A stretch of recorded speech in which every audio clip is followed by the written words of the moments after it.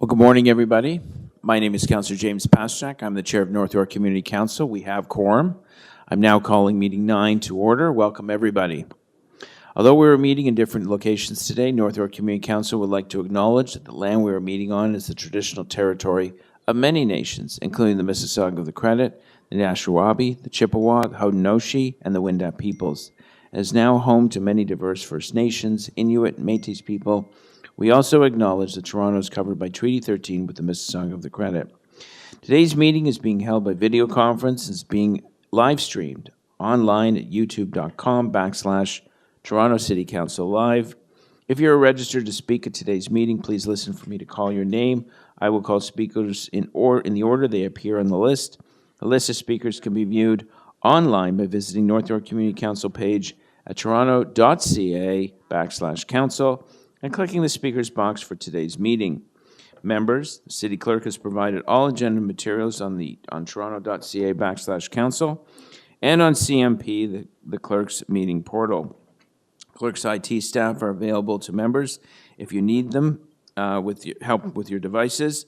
I also want to remind you to please submit and approve your motions by email, and staff are available at nycc@toronto.ca to help with the motions.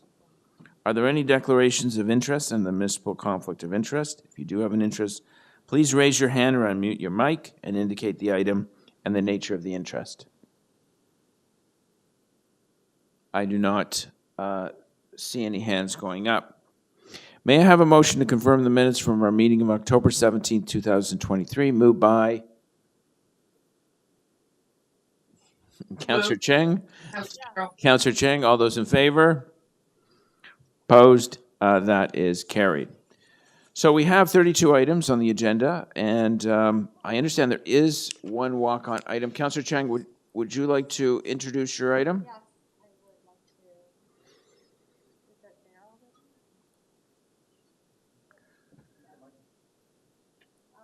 I'd like to move. Oh, sorry. This is a request for a four-way stop in Willowdale, and I'd like to walk it on because it's Okay. something. So this first urgent to the vote is neighborhood. just to add it to the agenda. All those in favor? Opposed? That is carried. Thank you. All right, let's do a run-through of the agenda now, and any items? Point of order. Point of order, Chair? oh my gosh. Okay, Councillor Cole. I have another add-on that my staff is working on with the clerk, and it will be ready shortly. I hope to add that to the agenda later on.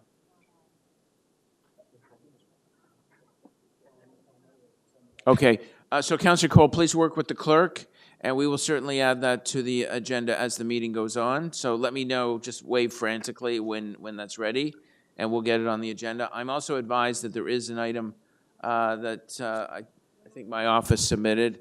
It is regarding parking restrictions, on-street parking along Wilson Avenue between Murray and Dufferin Street. We're just looking for staff to report back. This first vote is just set to add it to the agenda. All those in favor of adding it to the agenda? Opposed? That is carried. Any other items to add to the agenda? No, we're good? Okay, so Councillor Cole, we'll add yours a little later once it's ready.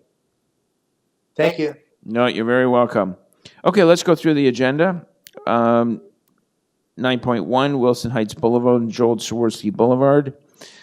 Traffic control signals. I have a motion that I'd be prepared to move now to dispose of the item.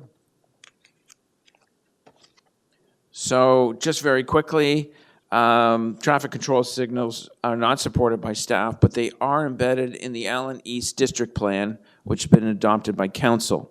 So instead of voting specifically on whether to put them in or not at this point, we're referring it back to transportation and create TO to report back on the acceleration of the controlled signals that have been adopted by council for this intersection.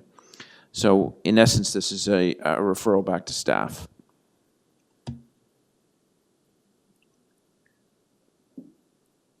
Any Can I just ask a quick question of the mover? Sure. Report back February 24. I don't know when our meeting is in February. Would that be, well, by then, even if it was before the budget is adopted in a budget council, that we would still be at the place where they would be able to answer questions about finding it within, et cetera, I think, wouldn't they? Yeah, I think February 22nd is the North York Community Council meeting. Oh, okay. That is after then. Thank you. Yeah. Thank you. Okay. Okay. Thank you. Any other questions? Motion is on the screen. Yes, I have a question. So could you just clarify as the mover, you're saying staff don't support it, but it's embedded in a plan? Yeah, so it didn't meet the warrants on a study some time ago. So they're not authorizing the traffic control signals, but it is part of the district plan in Allen East. So what we're asking for is an acceleration for them to report back on accelerating the installation of the traffic control signals. Okay. All right, let's hold the item I down. just have a quick question. Hmm? Can I ask staff a quick question? Okay, questions for staff? Just a quick question. Mr. Chair, could I just maybe suggest that we're still doing the consent agenda and perhaps this item is not quick? Yeah, so I think you're right. If there's questions for the mover and questions for staff, we'll hold the item down. I thought it prudent because of the large agenda that we start disposing of items immediately, but that's not going to happen here. So I have another motion. So 9.2 Wilson Avenue and Maniza Road traffic control signals.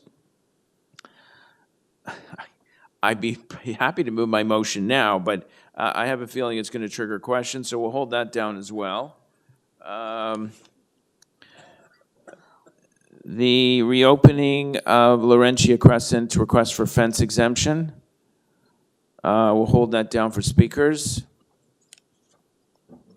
55 Yeomans Road, inclusion in the Heritage Register. We'll hold that down for speakers.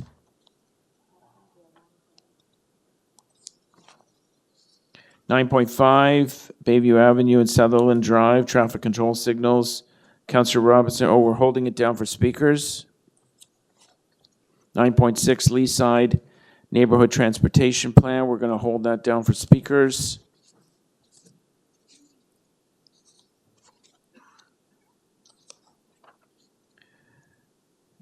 (9.7) Request to reopen 139 Duncairn Road, application for fence exemption.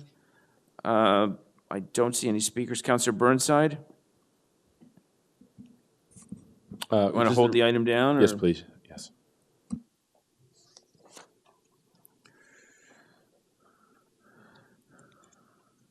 (9.8) Series of addresses on Montgomery Avenue, official plan amendment, zoning amendment application, appeal.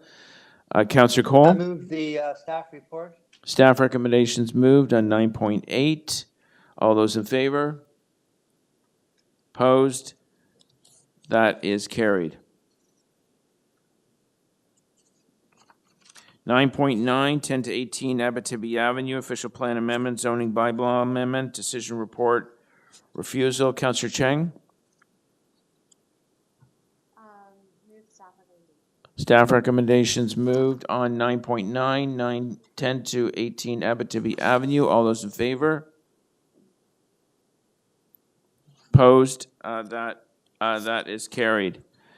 9.10, 5294, 5304, and 5306 Yonge Street, official plan amendment and zoning bylaw amendment. Decision report is held for speakers. 911, 36 Marquette Avenue, residential demolition application. I'll move staff report with standard conditions. Is that number 3? Yes. Okay, Councillor Cole is moving approval of the demolition item, I guess. No, this is 11. 11. Item 11, and he's moving approval of the demolition with conditions. So we're approving item 3. There it is on the screen. All those in favor? Opposed? That is carried. Item number 12, 2 to 12, Oakburn Crescent, rental housing demolition application, decision report approval. It's being held for speakers.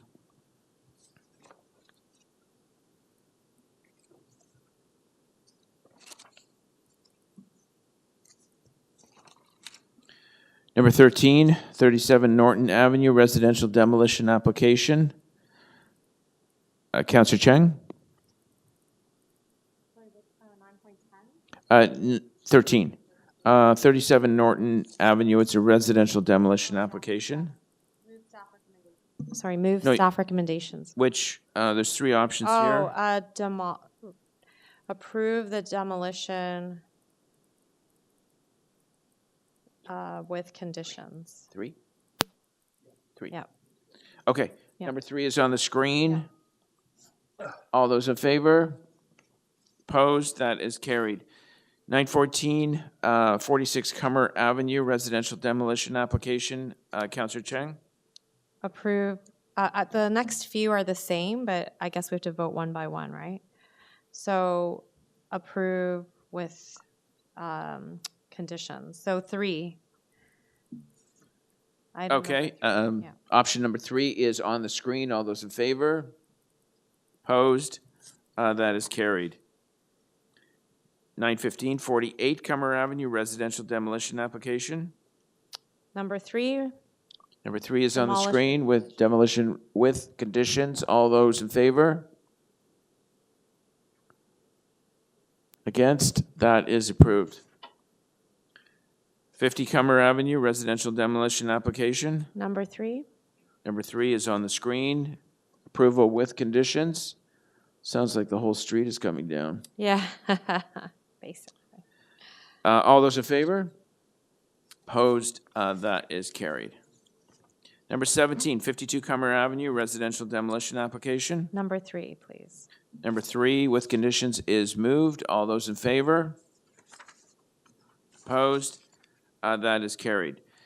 918, 7 Marwill, application remove a private tree. I will hold that item. There are speakers.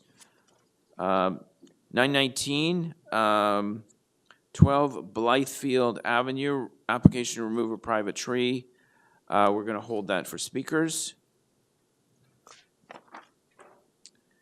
And Mr. Chair, I don't know if the speaker is online, but I have had no contact from the applicant nor made a visit to this tree. So I may be deferring the item for a month. That may be a motion I could move right now, but the speaker, if they're already online, would have to agree to wait to speak at the next meeting. I see a bunch of hands going up in the room, Councillor Carroll. So the local councillor wants to defer the item.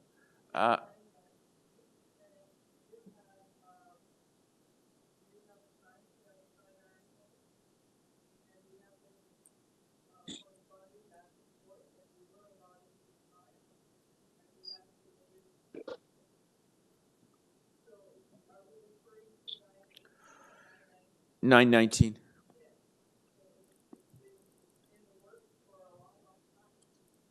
So, Councillor Carroll, you have deputants in the room who are anxious to depute. Are you still? Are you just sure you still want? I'll leave it open for consideration. And with apologies for not being there, I have to run from this meeting to some budget divisional reviews. So I'm sorry I can't be there, but I'll leave it open for consideration since they've made the trip in person. All right, Thank you, Mr. Chair. Okay, so we'll hold the item down. Number 20, Bathurst Manor Neighbourhood Mobility Plan. We're going to hold that for speakers. Number 21, The John Perkins Bull Drive parking amendments. I can move that now unless someone wants to hold it. I'm going to move staff recommendations. All those in favor? Opposed? That is carried. Pedestrian crossing protection studies.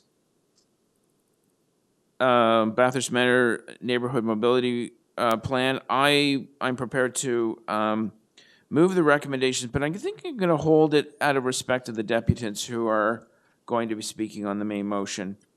9.23, Dufferin Street Road alteration. Councillor Cole. I'd like to hold that. I have a couple of questions to ask of staff. Number 24, mobile-only zones, various locations. Councillor Cole? I'll move staff recommendations. Staff recommendations moved. All those in favor? Opposed? That is carried. Number 25, Brian Cliff Drive, parking amendments. Councillor Robinson? Yes, I'd like to move staff recommendations. Staff recommendations moved. All those in favor? Opposed? That is carried. Number 26, Rumsey Road and Sharron Drive stop control amendment. Councillor Robinson? Yes, again, I would like to move staff recommendations. Okay, staff recommendations moved. All those in favor? Opposed? That is carried. Number 27, Yorkview Drive, school bus loading zone. I'd like to move staff recommendations. Staff recommendations moved by Councillor Cheng. All those in favor? Opposed? That is carried. Number 28, 4800 Yonge Street, construction staging area. I'd like to hold that, please. Number 28 is held.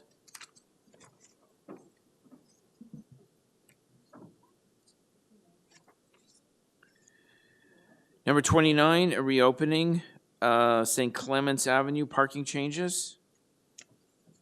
Move staff recommendations.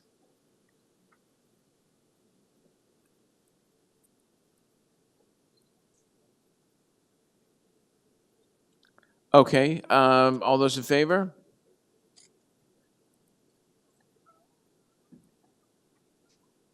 Opposed? That is carried. Number 30, North York better than all the rest. I don't think all the rest will I'd like that to, very much. I'd just like to speak to it for a few minutes. I don't know if you want to hold it or. Well, let's hold the item down. And you might want to change Okay. your tagline between now and the time you speak. No, North York is better than all the rest. Let's Yeah, well, not flinch our duty good luck with the here. downtown We're folks on that North one. Okay, number 31, permanent closure to vehicular traffic of the Blue Ridge Road cul-de-sac update. Sounds like the Smoky Mountains. Okay.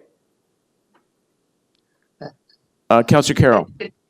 Yes, I have submitted a motion to clerks.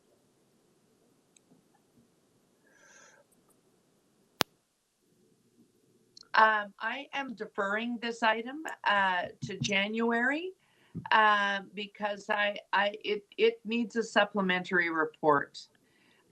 This is a long, if I can just quickly say what, this is a long-standing situation, but what has happened is we did a pilot closure of this cul-de-sac because there was some unsavory behavior going on there.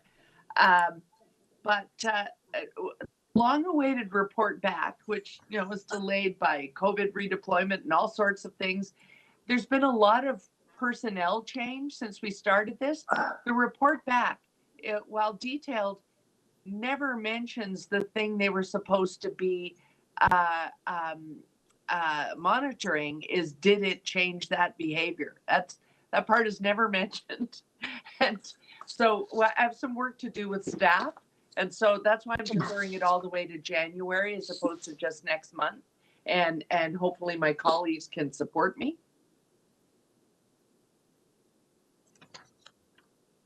All right, I'm sure deferral can be supported.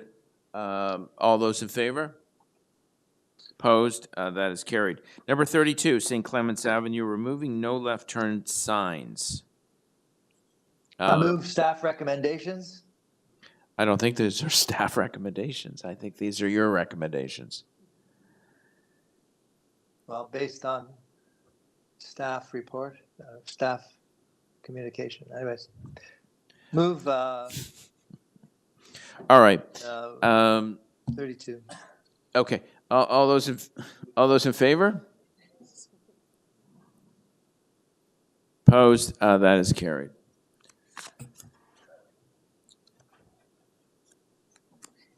So we have one timed item, number 12, 2 to 12 Oakburn Crescent, rental housing demolition application, decision report approval.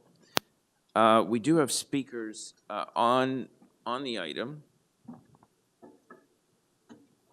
And I trust they're either in the room or online.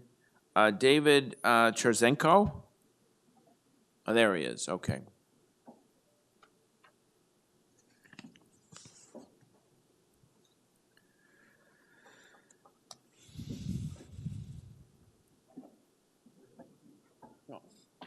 Um,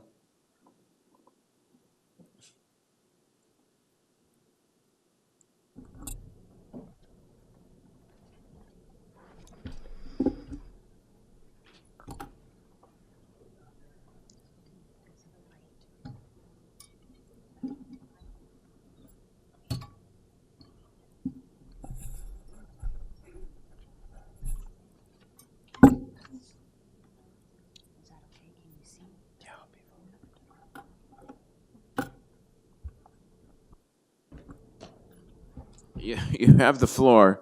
So Good morning. let's get going here. My name is Dave Cherzenko. I'm a senior associate at Blithfield. We're planning consultants to the application at 2 to 12 Oakburn Crescent.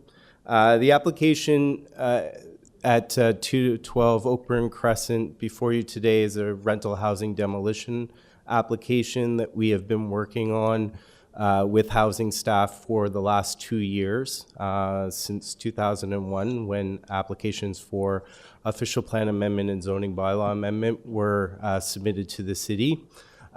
Just earlier this year in March, City Council approved a settlement for the proposed development of 2 to 12, redevelopment of 2 to 12 Oakburn Crescent that will produce over 470 new rental housing units for North York Centre. As part of the conditions of that settlement, we were to enter into a Section 111 agreement, which staff have recommended as part of today's proceedings.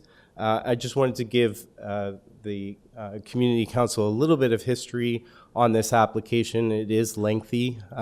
In 2007, an approval for the redevelopment of the entirety of the Oakburn lands, which include 26 buildings, similar to the 6 buildings that are currently on 2 to 12 Oakburn Crescent, into a series of high-rise rental and condominium buildings, which occupy the area surrounding the subject site. As part of that approval in 2007, the city entered into a Section 37 agreement, which at that time dealt with rental housing demolition and included the replacement of all 66 existing rental units on the site in a new rental building at 105 Harrison Garden that replaced all 284 rental units that were on the site at that time. Then in 2021, as I mentioned, a new application for 2 to 12 Oakburn Crescent was submitted. Still, the tenants on that site as of that date included 33 eligible tenants. So in other words, they were tenants on the date those applications were filed. And we've worked with staff on a suitable tenant relocation and assistance plan for those tenants. And 30 of those tenants were tenants after the date of the official plan amendment and zoning bylaw amendment application in 2021. And those are considered post-application tenants and are also subject to tenant assistance and relocation plan. I'm happy to answer any questions of Community Council, and we really do appreciate staff support in recommending this condition so that we can go back to the OLT next month and finalize the order for the zoning bylaw amendment and official plan amendment. All right, thank you very much. Any questions for the deputant? Councillor Bernstein? Sorry, I'm totally confused. So in the first batch, are they getting rental replacement? Yes. Okay. Sorry. Two of the 33 eligible tenants have rental replacement in 105 Harrison Gardens. 31 of those are receiving tenant relocation and assistance without a rental replacement unit in 105 Harrison Gardens. And why is that? Because in 2007, the original Section 37 agreement applies to all 66 units on the site, and all 66 units on the site were actually already replaced at 105 Harrison Gardens. So that in that agreement, in that Section 37 agreement, all rental replacement units were satisfied as part of that approval. All of them, but where did these 33 come from? So the 33 came after the rental replacement units in 2007 and before the new application in 2021.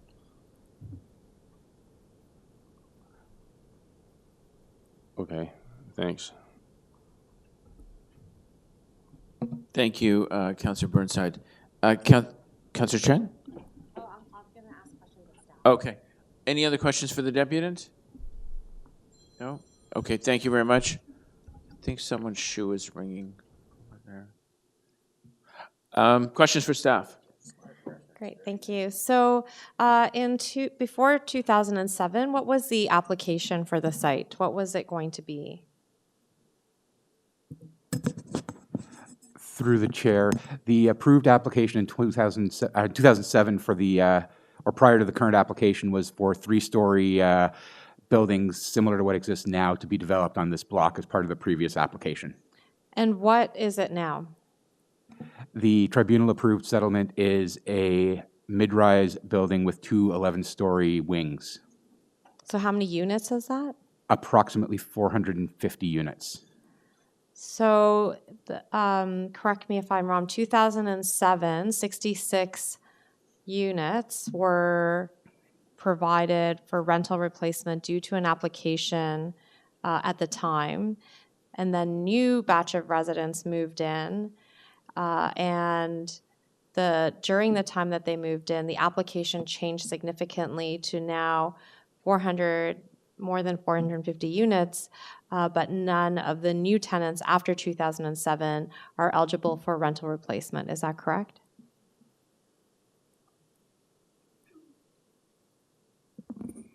Through the chair, excuse me, that's correct, Councillor.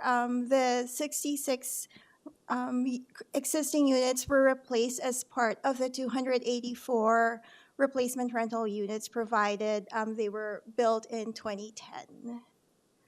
And so, in consideration of what is legally required,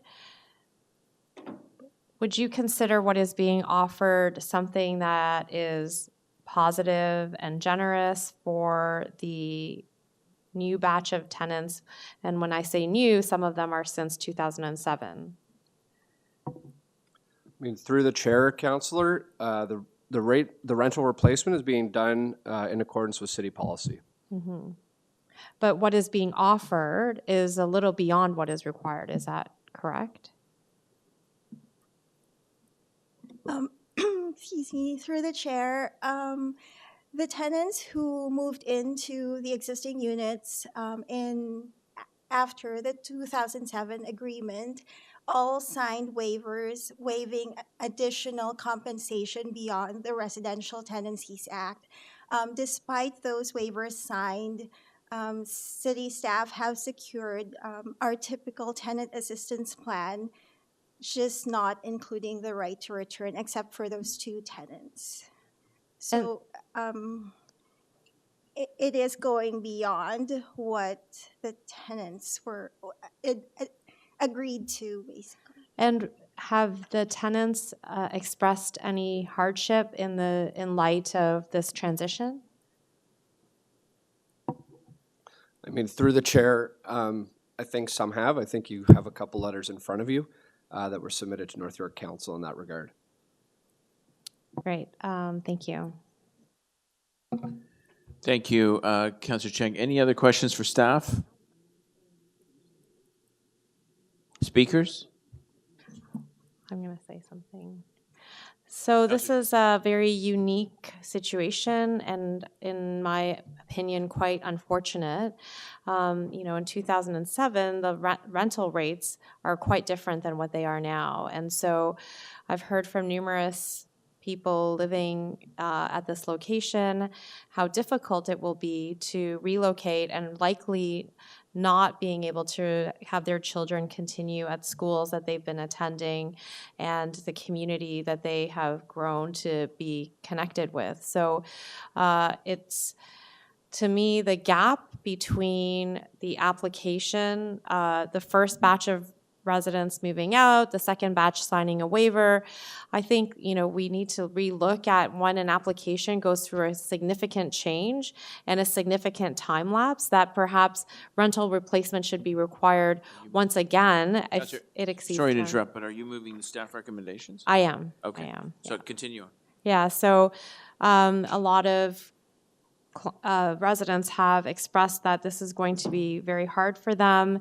And, I met with staff, I met with tenants, I met with the developer, and this is the best that we can do for the residents, but I really do feel a lot of compassion for them. And one day I would like to visit how we deal with when there's a time lapse of more than 10 years and a completely new application that takes over, whether or not we can return to protecting tenants who are establishing families and lives despite signing a waiver, but many, many years ago. So it's just unfortunate that it's come to this, and I hope that the tenants are well supported in their transition. Thank you, Councillor Chang. Any other speakers on the item? I don't see any. The staff recommendations are on the floor. Those in favor? Opposed? That is carried. The other timed item is number 10. Series of addresses on Yonge Street, official plan amendment, zoning bylaw amendment. We do have speakers on the item. Is Andrew Shields in the room or online?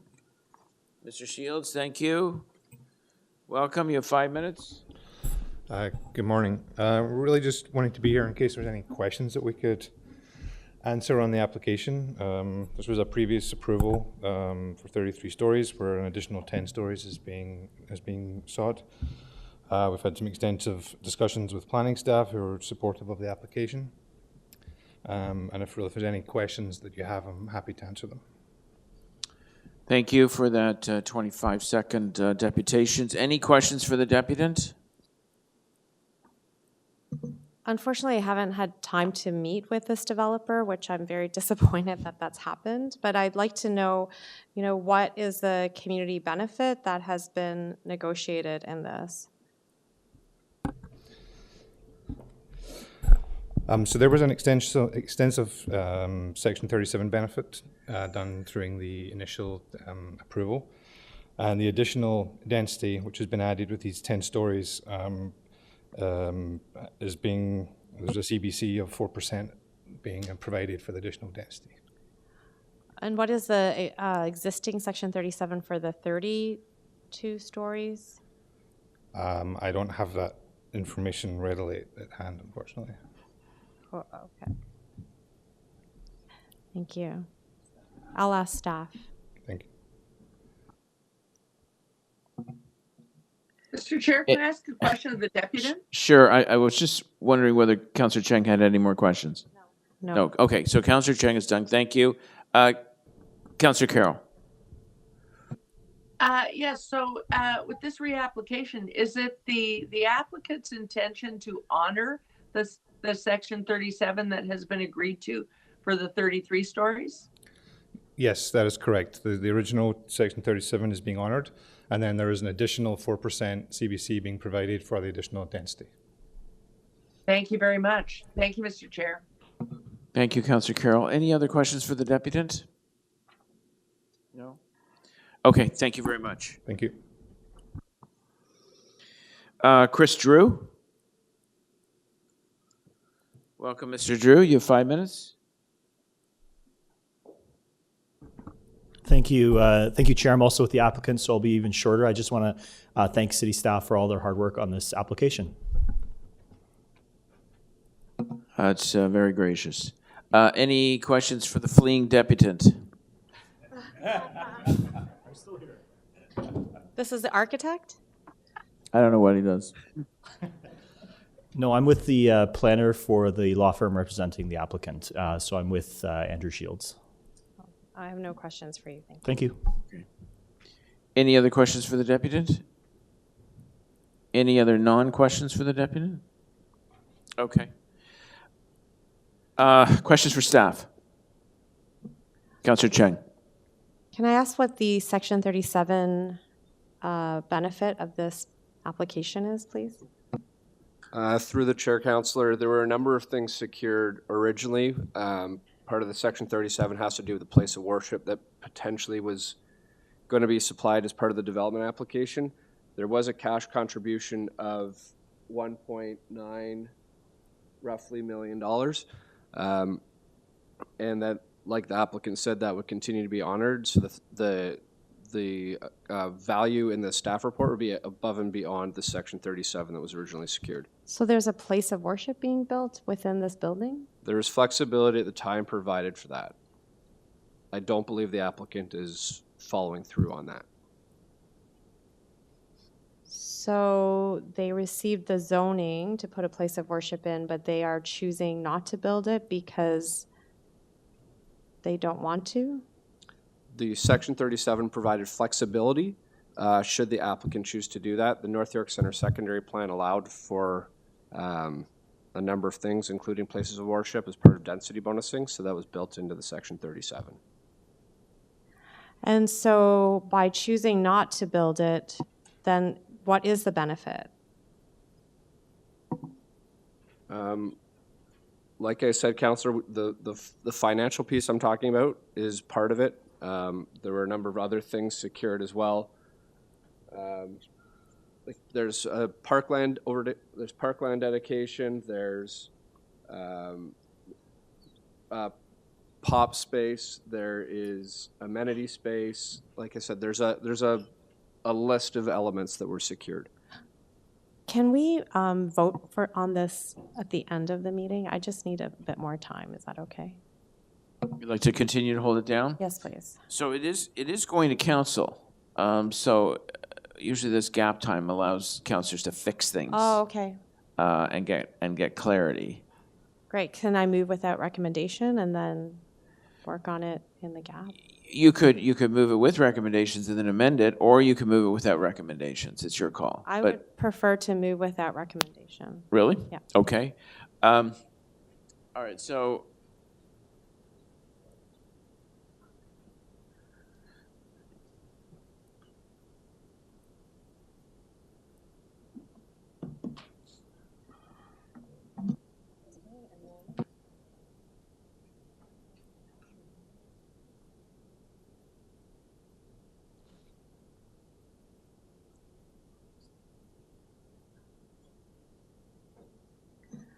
I'd like to move to forward to council without recommendation. I have a question, Councillor Deputy Mayor Cole. Are we questioning staff? You can question the mover. Questions for staff is over. Did you want to speak on the item? No, I wanted to ask a question of staff. Okay, we can vary the procedure. Councillor Cole, questions for staff? Okay, the original approval was when on this application? I believe the tribunal approved it in 2020. So in 2020, the Ontario Land Tribunal approved it. How many units and how many stories? Through the chair, it was 33 stories. If you give me a minute, I can get the number of units. It's 33 stories. So 400 units, whatever? Okay. Then the applicant made a new application, a revised application? The applicant filed a new official plan and zoning bylaw amendment application for the additional 10 stories. When? For an additional 10 stories. That application was complete as of October 13th, 2022. So he got approved for 33, came back, asked for 44? 43, Councillor. It was 43? an additional 10 stories above and beyond what was approved by the tribunal. So now, does that meet the city's, let's say, zoning for the area? I mean, given it's the same site, another 10 stories, does this, is this affected, is this near a major transit station, or why all of a sudden ask for 10 more stories? Through the chair, it's David Sitt here, Councillor. The site is within the transit station area, that's one thing. It is also obviously within the growth center for North York. So the applications that have come in are for the official plan amendment and zoning. So obviously they are amending the zoning bylaw that was approved originally by the OLT at the time to increase the height and density. So how far is it from a major transit station? I would say it's probably 200 meters away from the North York Centre subway station, maybe less. Okay. So the rationale for asking for 10 more stories is because of the provincial changes with the MTSAs? Is that what the rationale is here? Well, through the chair, I don't want to speculate the reason for the applicant's desire to change, but I think probably in their situation,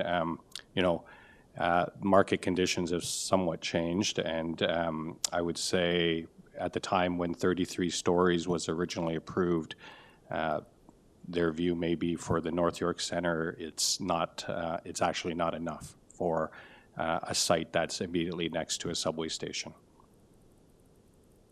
Not enough for what? Well, in terms of supporting additional intensification around transit stations.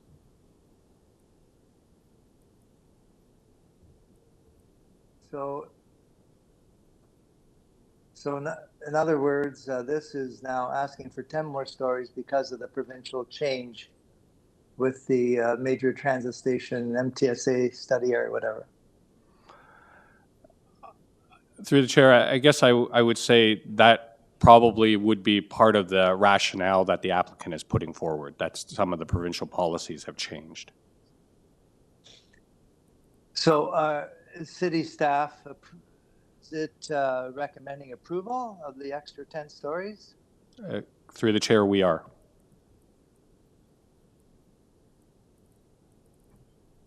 So we had 10 more stories. Is there any other community, added community infrastructure benefits or any to accommodate these other residents who are coming into this building? Any more green space? Any more? Through the chair, I think what my colleague has already said, there was originally the $1.2 million. There was also parkland dedication. There was also pop space provided. Now on top of this, For the extra 10 stories, there's approximately $309,000 additional that's being provided. So for $309,000, you get 10 more stories. Councillor Cole, first of all, you're over 5 minutes. Second of all, it's the wrong time to haggle over this stuff. I'm just, wait a minute, I'm not haggling, I'm asking legitimate questions. No, you know what? Thank you very much. No, Okay, move on. Councillor Cole, Can no I- a offense, couple of quick but it's over questions, 5 Mr. Chair? minutes. Okay, Councillor Carroll. Yeah, I hopefully won't take the 5 minutes. Under the new provincial legislation, while we're doing this reapplication, I don't know if you heard me ask the applicant if he was prepared to honor the Section 37 agreement. Under the legislation, between now and when we approve this and when he picks up his building permit, does he have to honor the Section 37 agreement? So through the chair, the original Section 37 agreement that's in place, it has been registered on title. So that, again, is something that is going to continue to apply. So if we, by forwarding this without recommendation, we're not jeopardizing that. Between now and council, the councillor can work things out. Yeah, through the chair, that would continue to be in place, regardless of whether or not the report moves forward with recommendations or without. Okay, and one other question, Mr. Chair, and then I promise I'm done. I may be putting you on the spot here. Are there comparators of 43 stories in this stretch between the city center subway station and Finch subway station? Because this is sort of equidistant between those two stations. Are there comparators in the range of 43 stories?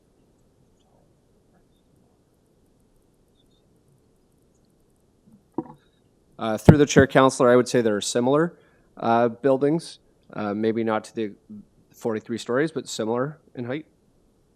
Thank you. Okay, those are my questions. Thanks, Mr. Chair. Okay, thank you, Councillor Carroll. Okay, so we were actually on speakers when we varied the procedures slightly. Councillor Cheng has moved the item go to council without recommendation. Are there any other speakers on the item? No? Okay, all those in favor of Councillor Cheng's motion to move it to City Council without recommendation? All those in favor? Opposed? That is carried. So now we're back at the top of the agenda. 9.1, Wilson Heights Boulevard, Joel Swirsky Boulevard traffic control signals. Everyone has had a sneak peek of the motion that I plan to move on this item. Are there any questions for staff? Councillor Carroll? Just one, Mr. Chair. So if we leave the councillor's motion, is that in the context of your own financial and capital plan?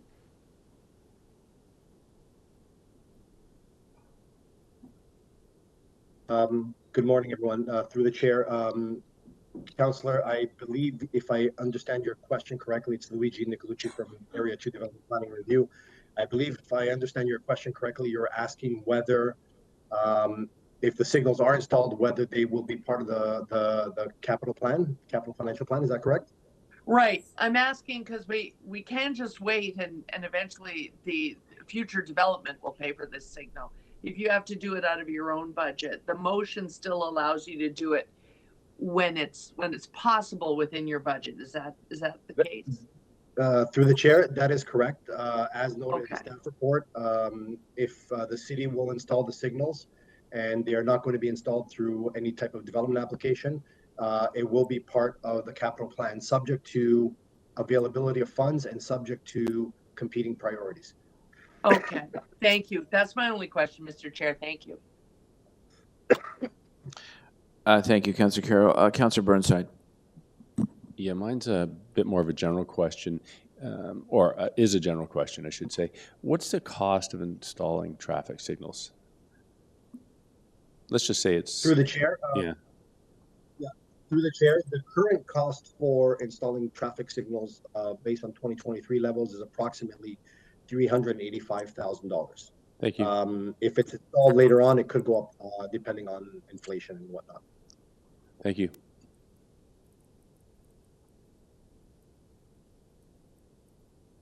Any other questions for staff? Speakers? So I will speak, and we'll put my motion on the screen. Once again, just to reiterate, this is a connector between the Allen District Plan and the Balmoral community. It is in the Allen District Plan, which has been adopted by council. The zoning has not been secured, but the plan has been adopted. The Allen District is about a 55-acre parcel, which will have, I think the latest figure is about 2,500, 3,000 units. So we're looking at about 10,000 people. And it will need a road network with various safety measures to control traffic in and out of the neighborhood. At the same time, trying to make a left-hand turn from the Balmoral community is treacherous at best, as you're trying to navigate two fast-flowing lanes, both northbound and southbound, at this intersection.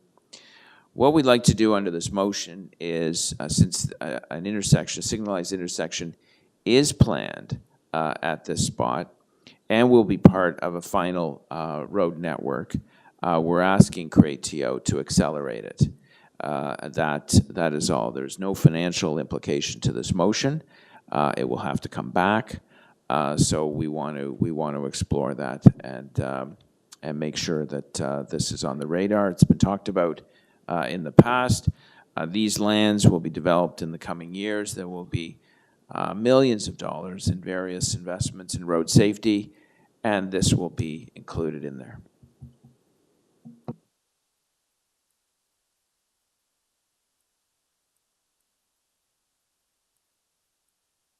Motion is on the screen. All those in favor? Opposed? That is carried. Item number 2, 9.2. Wilson Avenue, Maniza. So we did not get a positive. Okay. Questions for staff?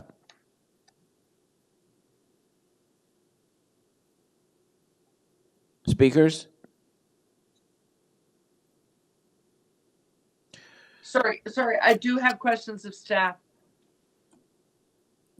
Okay. Councillor Carroll? Thanks, I won't be long. Similar question. Staff does not recommend this signal. If we proceed with the signal, it's going to cost us $220,000. So my question is, will that be done when it can be worked into the capital plan based on affordability, or does this motion require you to move immediately?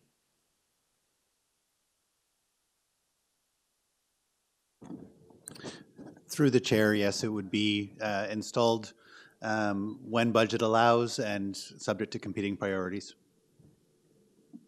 Okay, thank you. Thank you. Those are my questions. Thanks, Mr. Chair. Thank you, Councillor Carroll. Any other questions for staff? Speakers? So I have a motion on the item.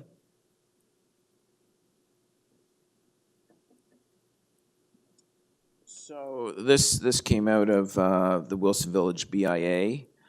They had asked for a traffic controlled signals at this location. You see the staff report in front of you, not authorizing it. So my ask of staff is come up with something else where we might be able to provide safe pedestrian crossing at this location. So we're asking them to report back in February of next year. Councillor Carroll knows we haven't passed the 2024 budget yet, but certainly there's always wiggle room in transportation for the unexpected. And we're not making a decision on the on the installation of traffic control signals at this time.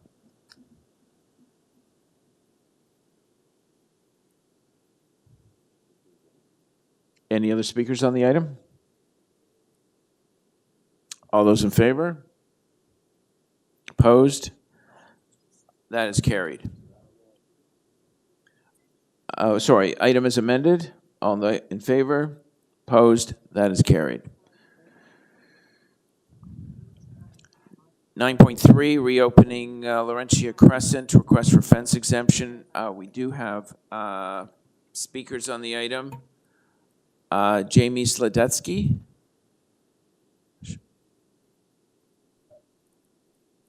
He's online? Yeah, okay. Hi, Jamie. Thank you for joining us. You have 5 minutes. Okay, just sharing here.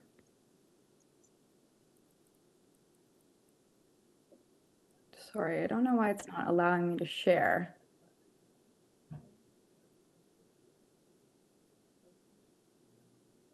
Okay, I will proceed without. I don't want to waste time. Good morning. My name is Jamie Shadletsky. I am the representative for the homeowners at 23 Laurentia Crescent for their fence permit exemption application. There's been a little bit of a history of misinformation and miscommunication on this one, and most recently it was deferred at last month so Councillor Pasternak could attend the community council meeting. My goal is just to kind of clarify what is a very simple fence permit exemption application here, and just share how similar approved applications have been successful recently nearby. The proposal is for a Juliet-style gate at the rear door. That would be a swinging gate, self-latching, lockable, and minimum 1.2 meters in height. That would be in addition to an existing perimeter fence and gates on either side of the house. I also understand there are mature trees along parts of that fence as well, and it is not climbable. And as an additional safety, this is not to replace any fence or gate requirements. There's an automatic pool cover system. I think most important for this purpose is just to share with you that there is a lot of comparable approvals by this community council nearby and recently. My presentation did have 4 that I cherry picked because they were within 2 kilometers of the subject site and they were within the last year and a half. 48 Joel Swirsky, which you cannot see, is the exact same application. My clients actually drove there because it's a few minutes away just to take some pictures themselves. In my presentation, you would have seen very similar looking Juliet balconies, that Juliet style gates that are swinging, self-latching, and lockable on a rear door that leads out to a rear yard with a pool. Those comparables just show that this can be done, it has been done, and it can be successful. And just a note on the automatic pool cover, because I think there was some misinformation and misunderstandings. It's just an added precaution. That's something that my clients felt could help to add to the safety of their pool use for their young family. Doesn't replace anything. It's a dinky controller with a button that your kid could play around with. This is mounted high up, out of reach. It's a button. It's convenient. It's fast. And it's not something that can be toyed around with. And I know there was some concerns that it wasn't easy to use. Like you hop out of the pool, you push the button, it's closed, in addition to this proposed gate at the rear door. And I just wanted to sort of finish by saying thank you to Councillor Pasternak and Akeem and Vito from Municipal Licensing Standards, because there have been a number of visits and there's been a lot of support, which has been very helpful. And most recently, Vito from MLS visited the site on Saturday, and he communicated that he didn't have a concern for fire hazard safety, which I think is a common concern with this Juliet-style gate at a rear door. And that concern is usually when there is a house that has a kitchen in the rear and it's not open concept. So you're concerned if you're rushing out of the house and you have this extra gate at the back, but that is not a concern in this case. And I just want to open up to any questions and apologize that I'm not able to share my presentation. Thank you. Thank you very much. Are there any questions for the Deputy? Councillor Carroll. Just a quick question, is the report that's before us right now, have there been any alterations to the design, or the map still reflects the design of the yard? The map still reflects the design of the yard. The only thing that is missing is just a detail. Footings have already been poured at the back for a small structure. That's all. Right. Okay. Thank you so much. You're welcome. Any other questions for the deputy? No?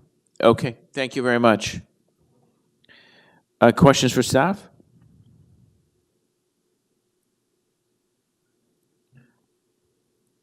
I just have one. So in the staff report, the property owner has stated that they want to install a wrought iron Juliet gate 62 inches wide and 48 inches tall across the back opening of the home.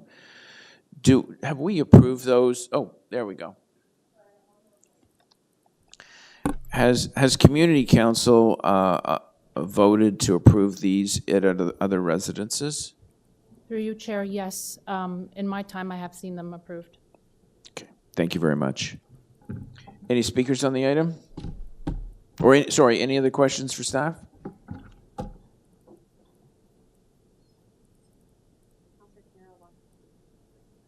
Okay. Maybe I should speak first because I'm going to... Sure. I'm going to be granting the application. I visited the site. I met with the owners.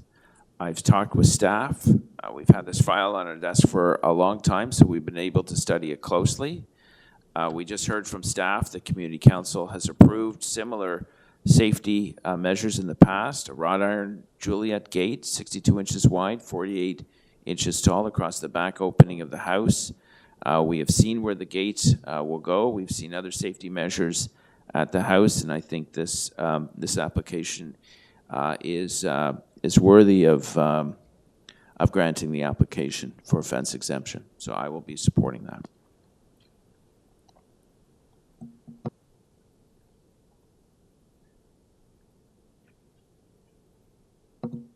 Any other speakers? Mr. Chair? Yeah, sorry, Councillor Kerr, I can't see you, but I can hear you. Oh, yes. Sorry.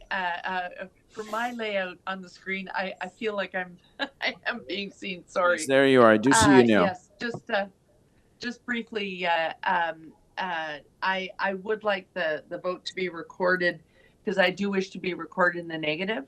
I appreciate all the work done, but for me, the issue is the same. Ordinarily, most of the time when we are approving a Juliet fence, it's because of what I think are kind of some flaws in some of our approval processes around planning and landscape planning that we sometimes have before us a pool that's already poured, already been built, and no one said to them, you got to squeeze a fence in here somewhere. And that pool is eating up most of the backyard or is already poured close to the house. This is a case where if you look at the design of this yard, it seems to have been a very well thought out landscape design, and the pool is off to the side, really lending itself. It lends itself to being fenced. To wrap a glass fence around this pool would not be a hardship because it appears to have been anticipated in the design. And so I can't in good conscience use our fallback compromise where we let them do a Juliet gate, because we cannot forget that is in fact a fallback compromise. And here's a case where it just isn't necessary. And so I appreciate that you wanted to move this motion. I did support reopening because I thought there might be new information, but I wish to continue to be recorded in the negative if we're moving a granting. Thank you, Councillor Carroll. Any other speakers on the item? Okay, we put the motion on the screen.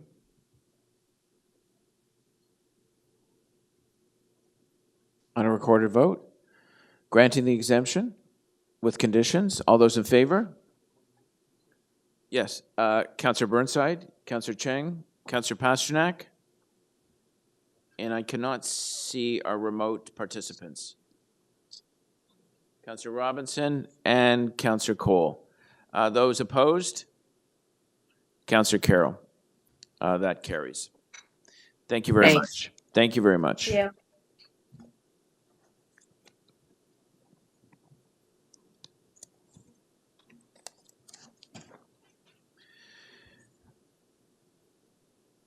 Nine point four, 55 Yeomans Road. This is an inclusion in the Heritage Registry. This was deferred, and we have deputants on it. Ellie Aaron from the North York Community Preservation Panel. If staff could let me share my screen, please. Okay. There you go. You have 5 minutes. Can you hear me and both see my screen? Yes, we can. Yes, we can hear you and we can see the screen. Okay, excellent. Thanks very much. So, members of North York Community Council, I'm speaking to you today as Vice Chair of the North York Community Preservation Panel, one of the 4 community preservation panels appointed by City Council to advise on local heritage preservation issues. I am urging you to adopt the staff recommendation to list 55 Yeomans Road, Beth David B'nai Israel Bethlehem Synagogue on the Heritage Register.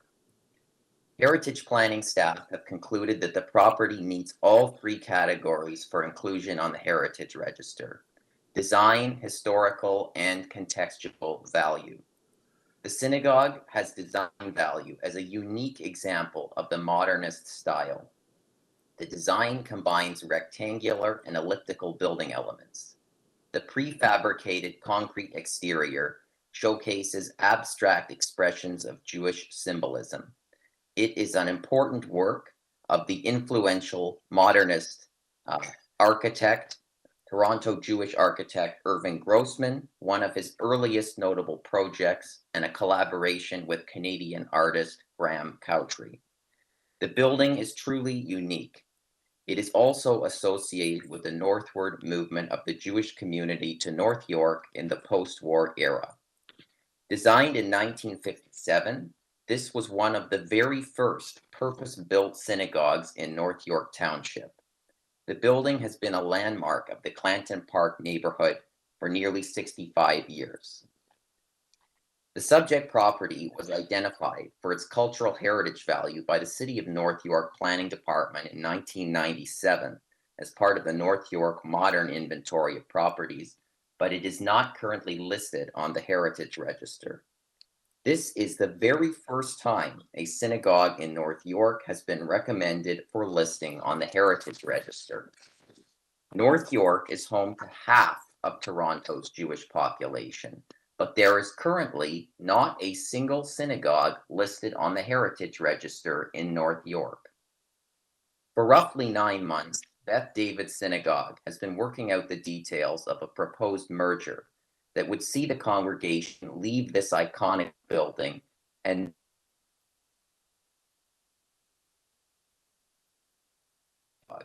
congregation will be voting on this merger shortly, and discussions with developers regarding the current property have already occurred. The property has been brought forward for listing on the Heritage Register so that its cultural heritage value can be recognized before any major changes occur to the site. Once a development application has been submitted, Council may only designate a building under the Ontario Heritage Act if that building is already listed on the Heritage Register. And these are new regulations from Bill 23. Heritage planning staff are recommending that the property be listed now before a development application is filed. Heritage properties can be adaptively reused or redeveloped, and there are examples of this all over the city, including many religious buildings. The portion of the building which is proposed to be listed on the Heritage Register occupies only 1/4 of the site.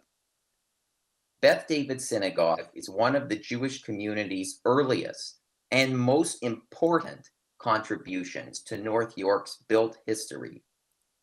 Council can either choose to recognize the significant heritage value of this property, or you can place the building at risk of demolition. Listing 55 Yeomans Road on the Heritage Register provides interim protection from demolition. It provides the ability to designate the property should a development application be filed. The property must be listed on the Heritage Register now so that any redevelopment plan can account for preserving the significant cultural heritage value of this building. Thank you very much. Great, thank you very much for your remarks. Any questions for the deputant?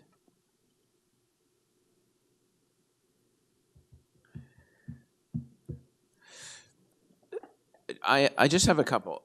Has there been an application to this site, and are you aware of the congregation voting about the future of the building? So there hasn't been a development application submitted, but that may very well happen in the near future. So regarding the congregation voting, what I've heard and what I've seen on the internet from looking this up is that these merger talks have been underway since almost the start of this year, and the congregation has been consulted on this since the winter. And at the preservation board, a member of the congregation said that the congregation would be voting on the merger possibly in January, and that they'd already met with developers to discuss redeveloping the property. So really, I think I mentioned this, but with Bill 23, the changes to the Planning Act and the Heritage Act that were included in that provincial legislation, you can't designate a building to be of heritage value once the development application has already been filed. It really mandates the council to be proactive in making sure that buildings of cultural heritage significance are listed on the Heritage Register before a development application is filed. And heritage planning staff have identified this building as being of cultural heritage significance. It was even flagged as such 26 years ago in 1997. And they are concerned that in the future there may be a development application filed, and they want to be proactive as they're directed to do by provincial legislation, making sure that this building is listed before a development application is filed. Does the preservation board get involved in any type of alternative use, cultural hub, rec center, any kind of community resources or secondary use, daycare, small school? Do you get involved in seeking out those alternative uses once the preservation designation is on there, the heritage designation is on there, or you really don't get involved in that? That's someone else's problem. Well, I wouldn't say someone else's problem, but our main role is to identify potential heritage properties and to advocate for properties to be listed or designated. And we can comment on alterations as well. We definitely can. But yeah, working with the applicant directly regarding a development application would be more the heritage planning staff. We'd always consulted, and we're always happy to have discussions with anyone, for sure. And yes, the property definitely could be reused or even redeveloped, and there are definitely examples of heritage properties being reused or redeveloped. Okay, thank you very much. Any other questions for the deputant? No? Okay, thank you. Thank you very much. Greg Tugg?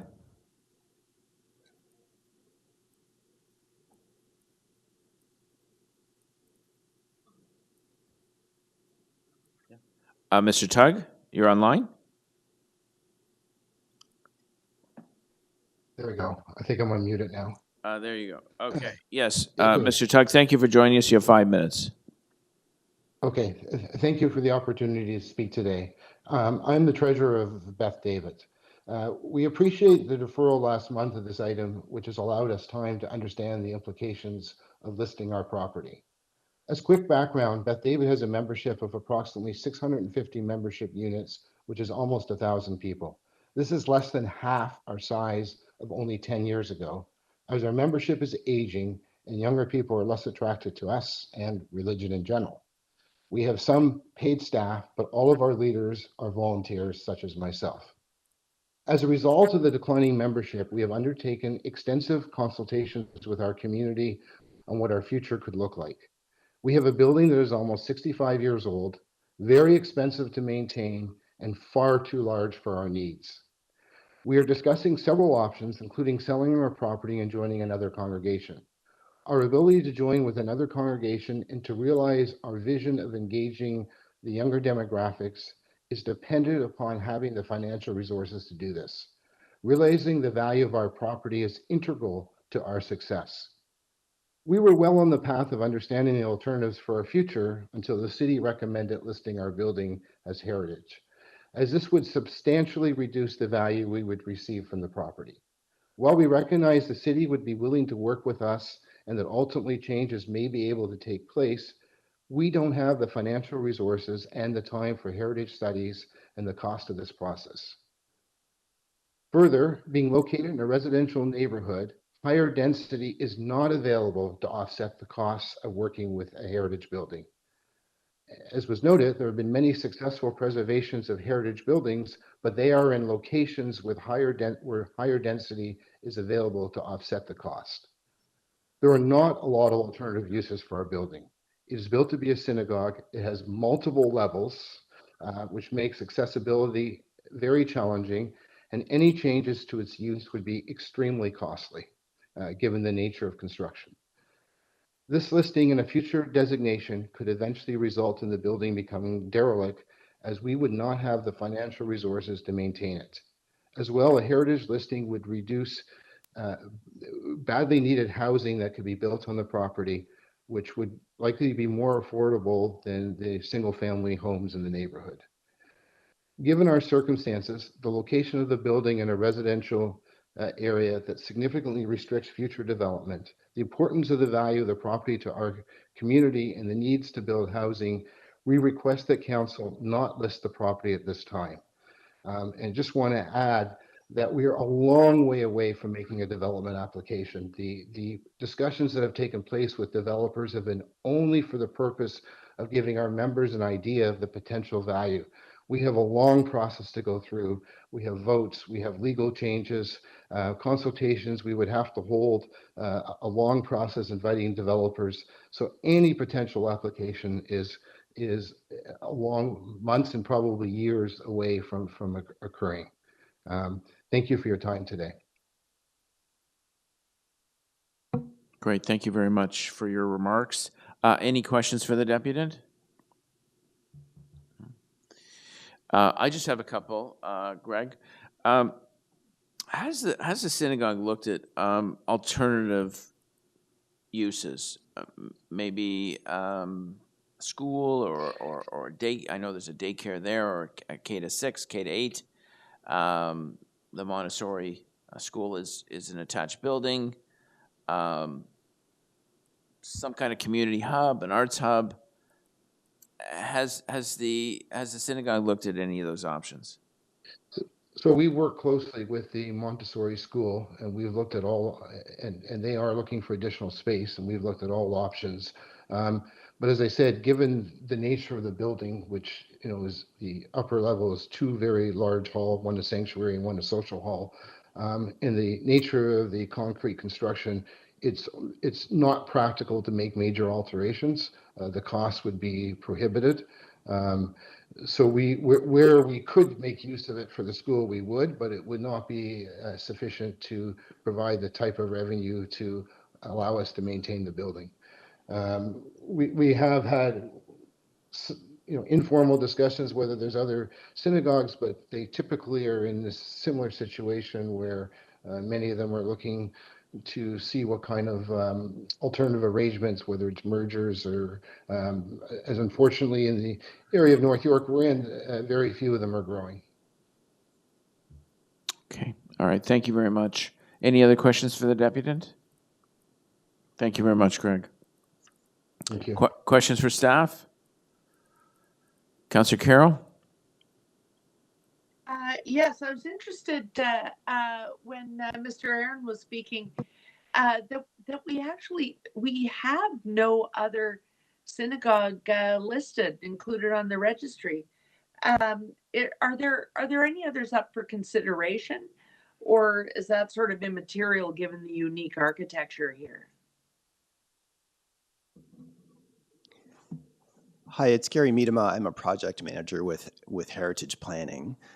Through the chair, I am not currently aware of any other synagogues that are actively being considered for listing, but no doubt there is such a significant collection of synagogues that they may very well be in the future. Okay, and the highlight here, I was looking at your list of criteria. You don't list the fact that it was a first of its kind, a first purpose built, designed in 1957. But is that yet another criteria? I don't notice it in the list of criteria attachment, but that is a significant thing as well, is it not? If a synagogue was the first in an area, that could certainly add some associative or historical value, so that could help meet criteria that are provided by the province and could relate to that. I think this building itself comes forward again related to its design, significant value related to the architect and the artist who of course designed it as well. And then associative value related to the synagogues that now occupy the building and that history of the Jewish community in North York. Okay, and then to the issue of how the listing constrains, if the property was marketed, there is a change in the value. But if the property was marketed, including the listed property, that property still can change hands. We would simply require the new owner to, the fact that it's listed would be part of the consideration with whatever they applied to do on the property. But they could in fact buy a listed property. Am I right about that? Yeah, no, you're absolutely right. There are thousands of listed properties in the city of Toronto that certainly are bought and sold every day, and the listing would not have any implications on that. It would simply be a flag for the future owner that there is a heritage interest in this property. And it wouldn't necessarily even preclude considering demolition at that time under the new owner. It would just have to be looked at in the context of a listing that we can't put on in the future because of the provincial legislation. If we're going to do it at all, we have to do it now, basically, is what I understand from the deputation from the preservation panel. Yeah, so I can speak to the timing there related to Bill 23, and the new constraint related to Bill 23 is that if a rezoning or a plan of subdivision, for example, was to come forward for this property, that property would need to be listed on the Heritage Register prior to notice of complete application. That's the formal deadline. And if it was not listed prior to notice of complete application, council could not even consider designation. Designation would not be possible. Okay. And if we consider it today, if we were to consider, we're considering it now, it's before council. If we said, no, we don't want to list it right now, is there a time lapse that has to take place before we can ask staff to reconsider? Could you consider it 12 months from now, like any other absolutely. council initiative? Yeah, no, absolutely. It could be considered in the future at any time. So there's, because council has looked at it now, doesn't mean you couldn't look at it in the near future. With the caveat that if an application was submitted, there would become an urgent timeline, which may be difficult to match.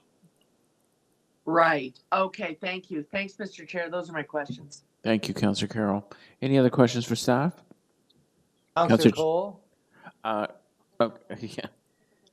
Councillor Cheng is next, and then, sorry, Councillor Cole, then Councillor Cheng. Yeah, thank you, Mr. Chairman. Yeah, so there is no urgency to do this at this time. List it. There is no current application. So staff would suggest that given there are plans currently being made for the future of the property, that it is a good time for council to declare its interest in the property and to request through the listing that the city does have 60 days to evaluate for designation should a demolition permit be submitted to the city. But we could do this, given the congregation is in complex discussions and dialogue with its congregations. I guess there's two here that are involved in this. This could be before us again once those negotiations between the two synagogues and the consolidation discussions are at a fruition point. Again, it could come back at any time. I should say as well that the added risk is that if a demolition permit was submitted for the property and the property was not listed, the city would have no means to move forward to protect that property. And that could, of course, happen at any time.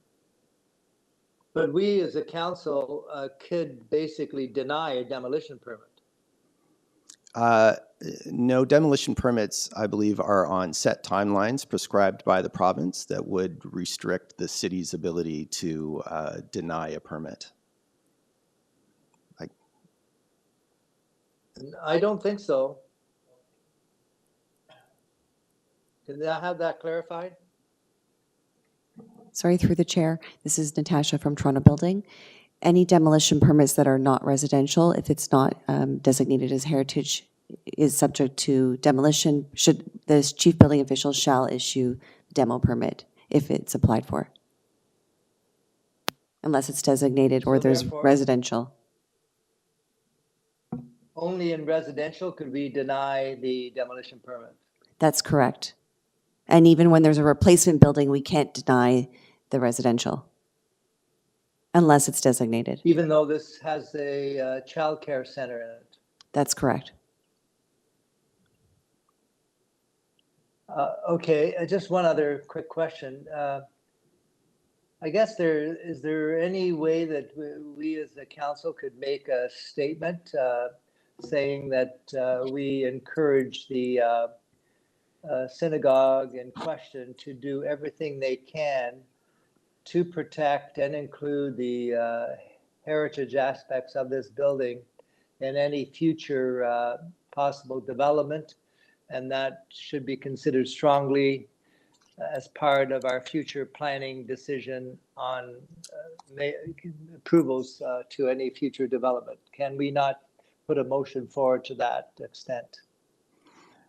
It's Gary Meadham again from Heritage Planning. I would suggest that the listing is precisely that. It allows council to indicate an interest in the property. If a demolition permit was submitted on the listed property, council would then need to decide again whether they wish to designate the property. So there would be another decision point for council to make on whether the property could in fact be demolished. Okay, thank you. Thank you, Councillor Cole. Councillor Cheng? Thank you. Through the chair, we see this really beautiful building, but we also hear the stress for an aging congregation. I think this is not a unique situation in the city. I'm wondering, are there pathways where government can be involved in the preservation of an important historic site, and what type of programs are available for either acquiring or maintaining or participating in the envisioning of such a important building? And thank you for the question. The simplest tool that we currently have is the Heritage Grant Program, and that's a program of the City of Toronto for designated properties that are designated under the Ontario Heritage Act. And so should this synagogue be designated, they would very much qualify for up to 50% of the costs of maintenance restoration of the building moving forward. That program has an upper limit, of course, in terms of how much money goes out the year, but that program would be available, and it has recently been used, for example, on the Kiever Synagogue, for example, in Kensington Market, to assist them with conservation of the property. In terms of acquisition and sale, I don't believe there are any programs available. I would say that, again, allowing city staff to be involved in the conversation through a listing does allow us to be involved in the negotiation, in the conversation, particularly if the building is designated. And at that point, solutions are arrived at in terms of how do we manage this in a way that works for everyone as well as it can. Great, thank you. Any other questions for staff before I have a few? No?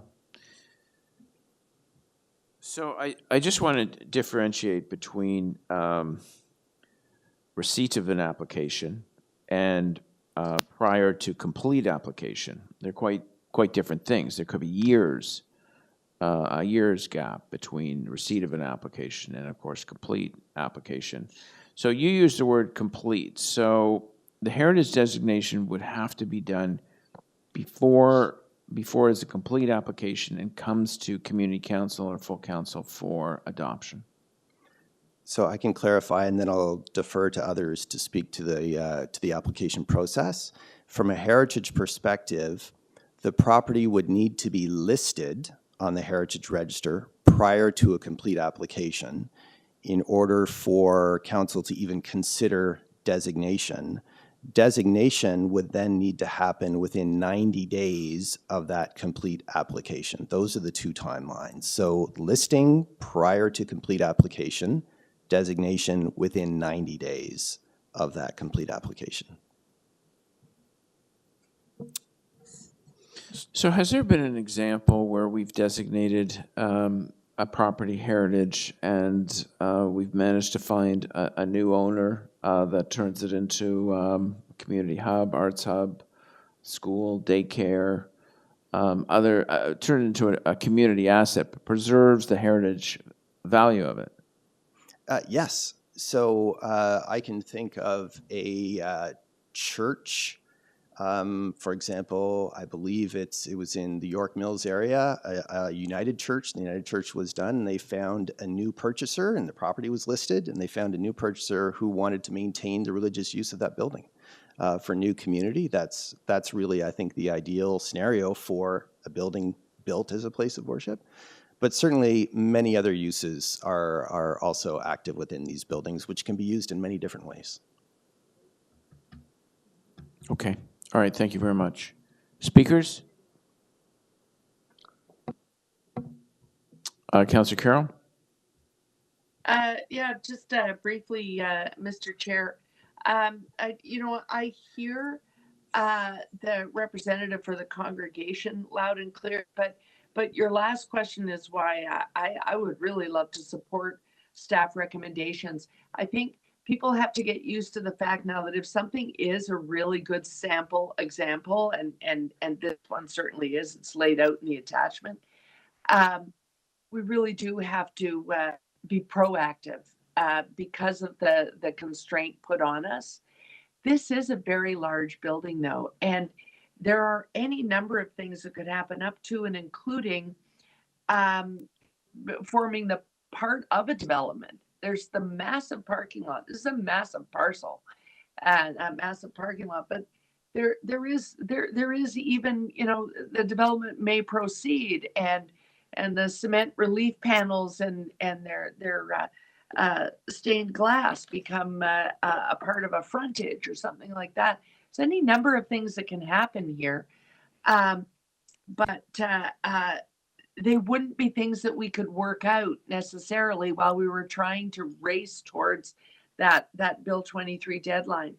Whereas if we do that now, you can still place the site on the market, but it leaves time to discuss those ways in which you might be able to incorporate. You could even, make a new case that there's nothing to incorporate here and forget it. But the potential that it could form part of a hub could be a way of getting some of the community benefit with development that we used to be able to get with Section 37, but is difficult under the new 4% community benefit charge rule. The potential is there if we simply list now. There's potential to discuss all these things without the Bill 23 deadline hanging over our head. And for that reason, I think staff are just trying to be prudent in proceeding with designation now. So I'll be supporting the recommendation. Thank you. Thank you, Councillor Carroll. Anyone else to speak on the item? I will be speaking. So I had a tour of the facility. It's a synagogue on Friday. Although I'd been in the building many times before, and it is truly a remarkable building, both externally and internally. It has served the community remarkably for decades. It has a very large sanctuary. It has multi-purpose space. It has small learning rooms or meeting rooms, libraries, and it has, of course, a school attached to it. And I walked away thinking it would really be, a tragedy for this thing to be torn down. But I also understand the voice of the congregation, or at least the leadership of the congregation, because it's important to remember, colleagues, the congregation has not voted on this at all, and they will be in the new year. But I have heard the voice of the leadership of the synagogue, and they do want to maximize value of their property so they can properly save their congregation and move them as a merger with another one. And many of the unique pieces, unless it's bought in as is, such as the stained glass window or the ark that holds the Torahs, or some of the other design elements that can be moved will be moved. So that's another thing to consider. I'm going to be moving a motion. I don't think you can come back here for a third time. I think a decision has to be made to it, but I will move it on in the process. I'm going to move it on to council without recommendation, and continue to work with the leadership of the synagogue and see what we can do about maybe approving more density on the site to offset any kind of financial loss, to see what funds are there through the Heritage Grant Program to make sure the congregation is not saddled with enormous costs. I understand it's $400,000 a year to maintain the building, which is a lot. So my motion is to move it to council without recommendation, and use this time to work with, as I said, the owners of the synagogue or the congregation, and of course I'll probably be meeting with Heritage staff and planning and seeing what can be done to save the building, but allow this congregation to have the resources to move and merge with another synagogue. And that concludes my remarks.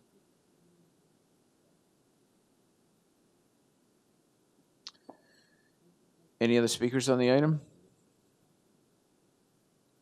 Okay. The motion is on the screen. Or it should be on the screen.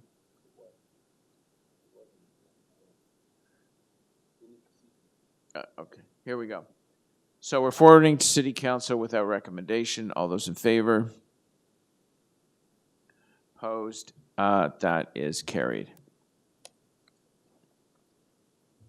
Next item is 9.5, Bayview Avenue and Sutherland Drive traffic control signals. We have a surprising high number of deputants on this item. Mr. Chair. Yes. Councillor Robinson. Yes, Councillor Robinson. So my plan is, I'd like some direction on this.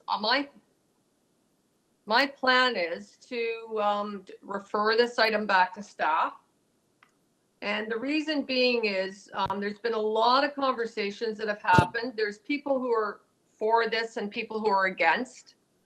And so I was going to move a motion, but I don't want to upset any of the deputants. But my question is, Mr. Chair, can they speak today and then again when it comes back with the staff supplementary report?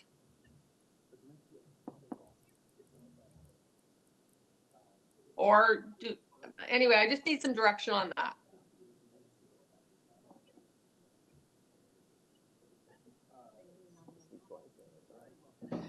Yeah, so, I mean, the item can be referred back to staff, and people can speak on both occasions. They can speak today, and if new information comes back, they can speak at a future date. It's not a statutory item, so normally they're not restricted to one deputation. That being said, I know it's a very passionate issue in the local community, but this is to go through this twice, Councillor Robinson, to go through this large number of deputants for a traffic control signal is an enormous investment of our time.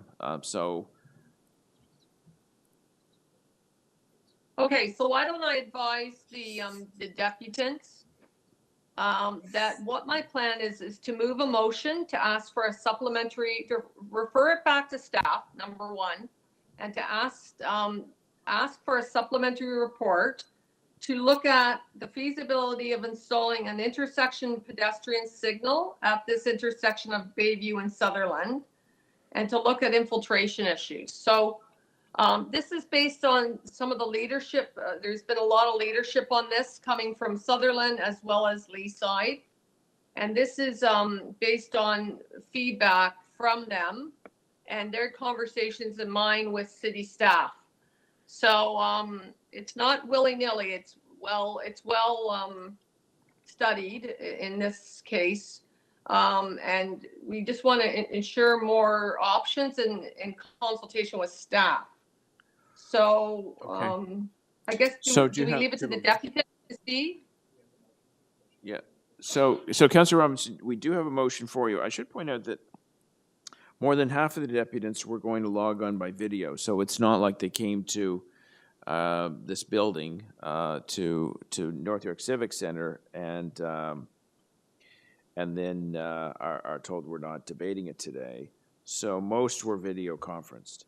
But I understand the clerk has your motion? Yes, that's correct. Okay, so unless there are any other comments on the issue, I'd like to move the motion to refer it back to staff, and we can debate it another day. So,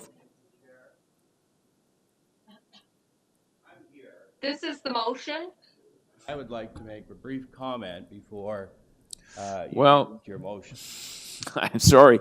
No, I appreciate you coming. But unfortunately, we're not, the local councillors decided not to depute the item because we're sending it back to staff for more work.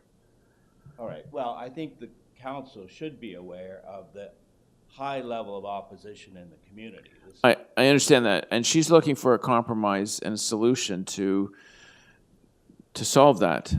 If you wanted to send correspondence to the clerk, that would certainly get to us. I'd be happy to do that. My point is, this is a solution looking for a problem. We don't have a problem. Let's not spend $300,000 on 400, whatever it turns out to be. Let it go. Okay. No, your comments are appreciated, and as I said, I would do correspondence and send it to the clerk, and Matthew will distribute it to all councillors. Okay. This item will come back at a future date. Councillors, the motion to refer the item back to staff is on the screen. Any questions for the mover? All those in favor? Opposed? That is carried. 9.6, Leaside Neighborhood Transportation Plan that is held for speakers. Carol Button-Fripp from the Leaside Residents Association.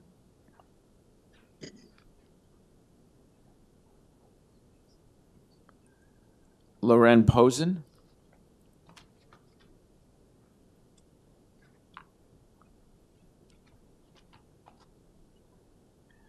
Gord Smith.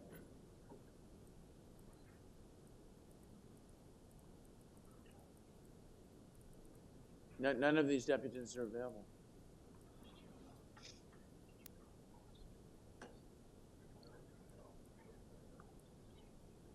Carol Fripp.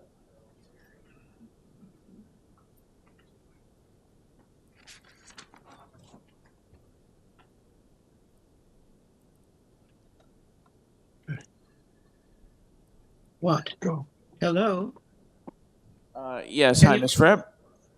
Yes. Yes, It's Carol thank you Fripp. for joining us. You have 5 minutes.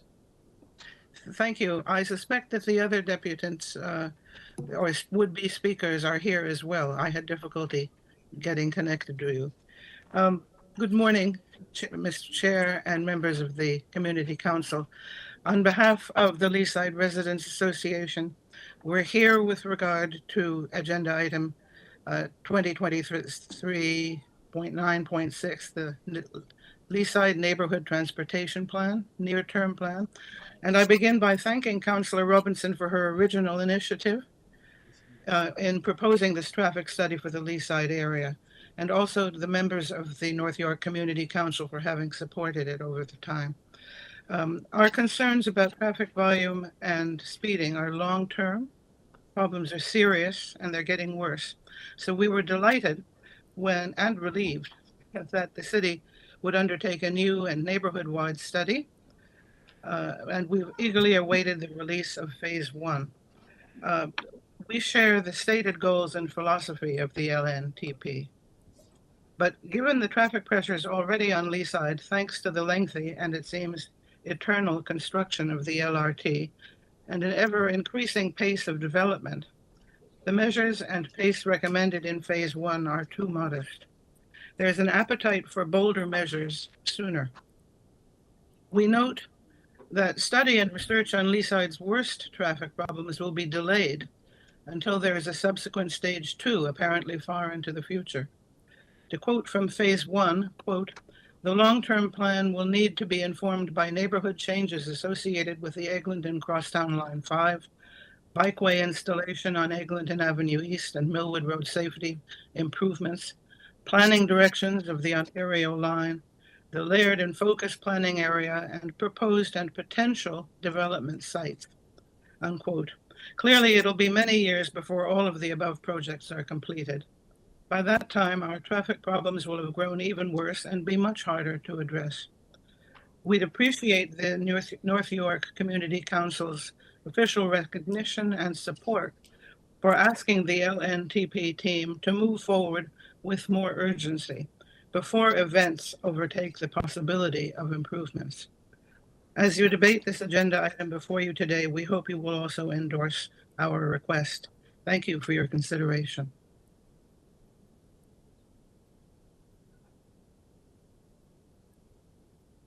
Can't hear anything. Great, thank you very much for your comments. Any questions for the deputant? No? Okay, thank you very much, Ms. Fripp. Loren Posen, the second time we're calling for Ms. Posen.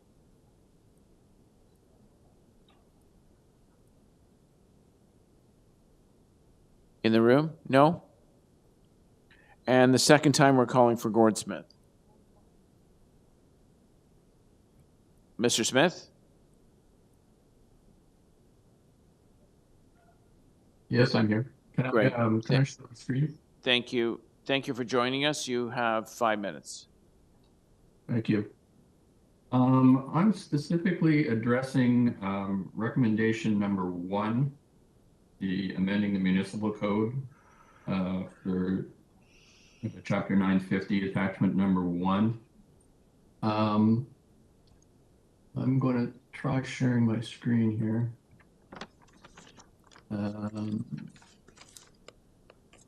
So what you see here, hope anyways, if you can see my screen. And the initial proposal was conversion of angled parking to parallel parking for a section of McCrae Drive from Laird to Rumsey. And then at the voting stage, the question was, do you support the conversion of angled parking, parallel parking McCrae Drive from Laird to Rumsey? And that's what everyone voted on. And now what we see in the amendments, the two highlighted items there are not what was in the proposal and not what people voted on. The three sections in the middle were what were in the proposal and what got voted on. Sorry. What, they can't see me? Sorry, I'm not sure if everybody can see my screen or not. So anyways, the first one is a point 15 meters north of Millwood and a point 15 meters south of Field. And the bottom one is a point 15 meters north of Millwood. I'm sorry, your screen is not visible to us. Okay, let me just try something else. Maybe I don't know how to do this. I'm saying share web browser, or maybe share a webinar window. Is that what I need? Can you see it now? No, now we see the WebEx. Now you only see the WebEx. Okay. Well, I only have two choices. One is share web browser and share webinar window or share content. In any case, the proposal was for an area from Rumsey to Laird, and that's what got voted on, and that's what was in the survey. In this, in the changes that are in the 950, there's a section from Millwood to Rumsey, specifically the area by the library, the church, and the tennis courts, which is not in the initial proposal and not in what people voted on. And it represents an additional 50 angled parking spots. So I'm asking that those two sections be removed since the community was not consulted on those ones and nobody voted on those ones. And in fact, I think would be strongly opposed to removing those particular ones. I'm sorry I can't share my screen, but I don't know what to do.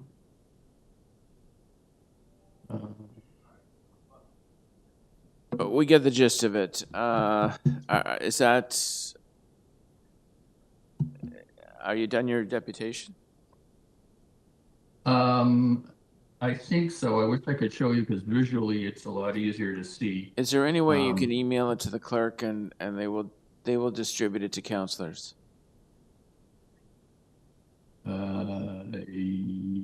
Yes. Would nycc@toronto.ca do it? I can send you a picture. All right. If you email to nycc@toronto.ca, our clerk will distribute it immediately to councillors, so we will be able to see firsthand what you're talking about. I think your local councillor knows as well what you're referring to. Yeah. So If I could ask, okay, yeah. if I could ask a question. Okay, he's done. Sure. So questions for the deputant, Councillor Robinson.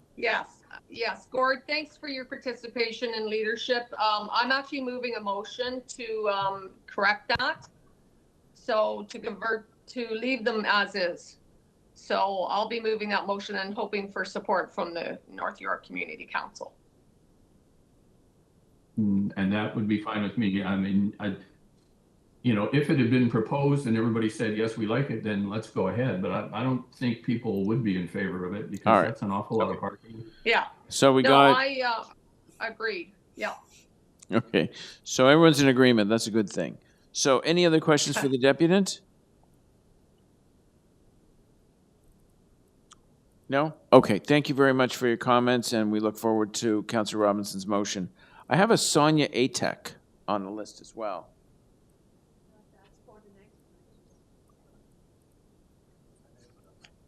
Oh, I'm sorry. Yeah, okay. So, questions for staff on this item, on the Leaside Neighbourhood Transportation Plan.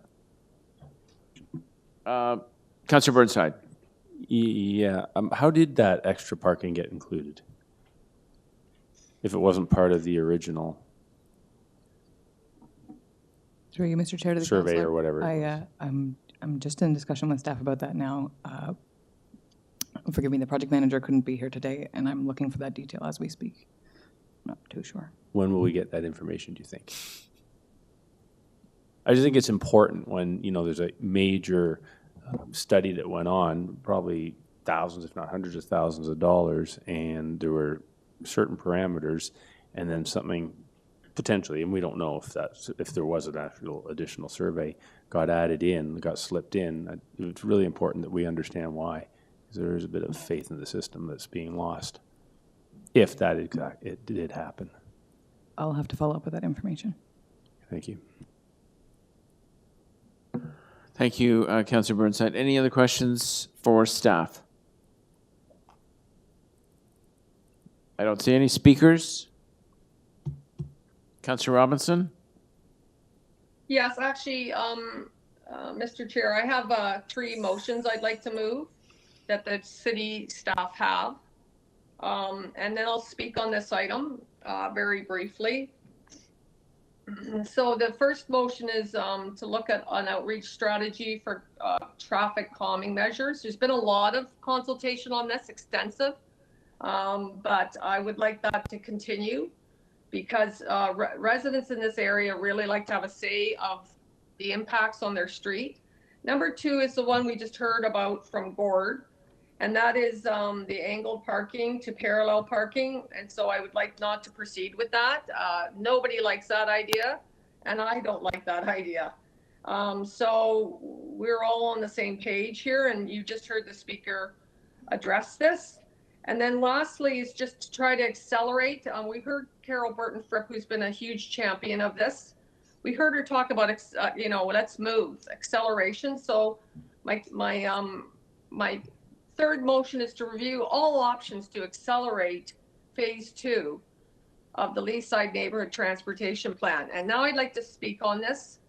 I'd like to thank the transportation staff, Michelle and Danielle, Alicia, for their work on this plan. It's taken longer than we would have liked simply because of COVID, and we couldn't get the traffic counts. But I also want to do a shout out to Carol Burton-Fripp. As I just said, she's been long-standing champion, as I just said, and leadership and advocacy on this file. I would have to say, just to describe the Leaside area on a daily basis, we hear about speeding through Leaside. It's constant, and people use the local roads to bypass what's happening, as we heard on Eglinton, that's constantly never ending on Eglinton, Bayview, and Laird. So congestion is actually a huge problem there. And I personally have been there many times, witnessed, it's not far from where I live, I've witnessed the bumper-to-bumper traffic on the residential streets. Particularly Glenvale and Broadway, those 2 streets take a lot of traffic. So I first initiated the Leaside traffic plan in October of 2019, basically as soon as I was elected or shortly after I was elected. And we are really pleased to see this kind of data-driven, actionable road safety plan. And it's been guided by local feedback. So that's wonderful. And, phase 1, it sounds like they can do it fairly quickly, but as I said, phase 2 needs to happen faster, and that's about vehicle infiltration and, long-term road safety measures, long-term, that will happen when there's construction underway, etc. So, as I said, the city staff have done extensive consultation, several rounds of it. And we're very pleased to see this before council. It was actually here last month, but it didn't make it to the agenda because of the sheer volume of agenda items.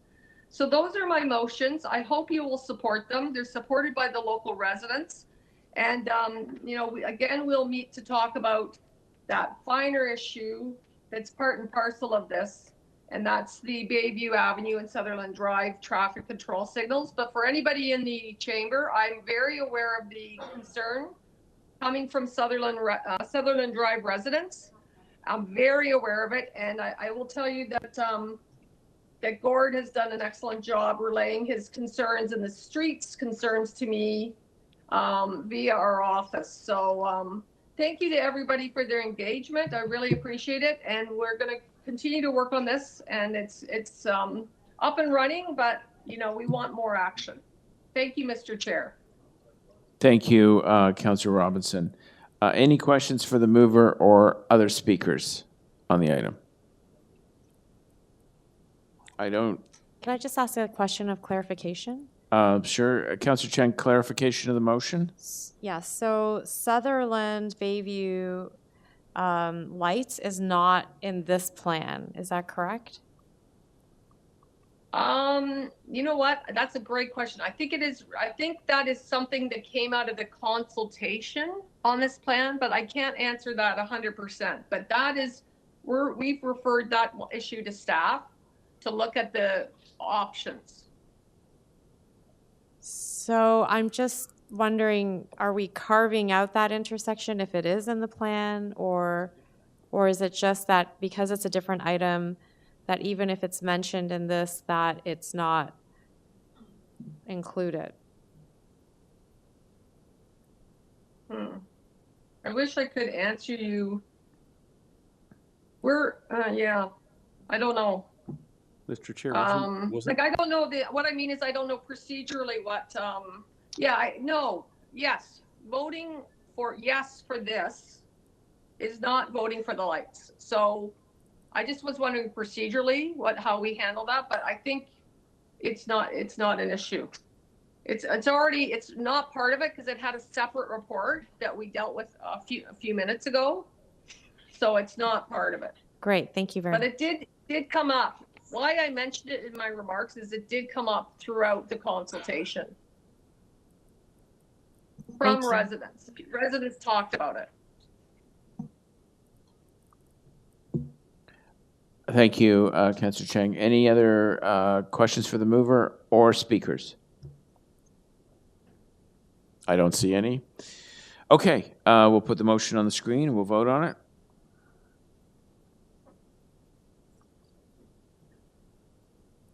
All those in favor? Opposed? That is carried. And then the item is amended. All those in favor?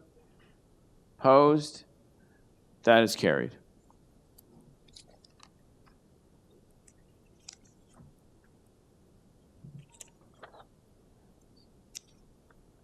So 9.7, request to reopen 139 Duncairn Road, application for fence exemption. I have one speaker on the item, Sonia Atek.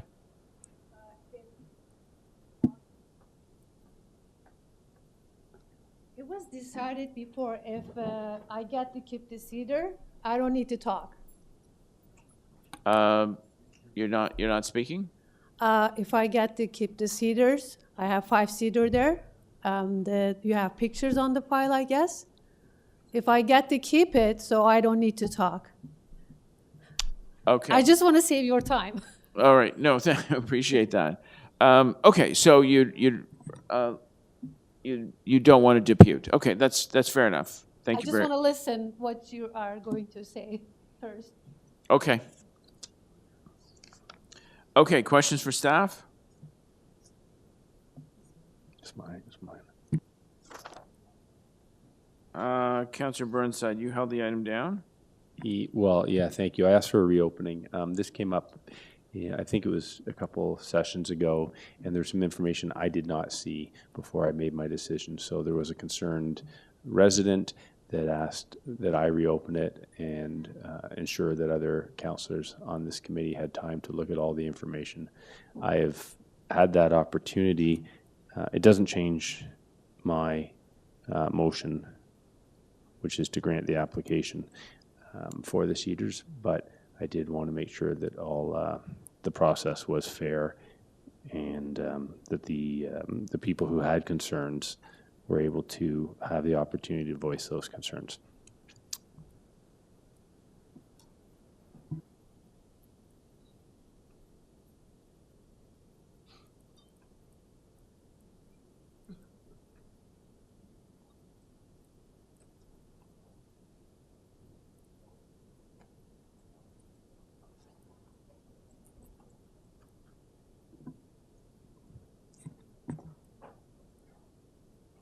Okay, so what we have before us is a motion to reopen, and it's going to be brought back on February 22nd, 2024, I assume. Yeah, I was hoping we could do it all in one shot, but that was hoping against hope. So yeah, I just would like to reopen it and bring it back. Thank you. Okay. Councillor Burnside is moving his recommendations. All those in favor? Opposed? That is carried.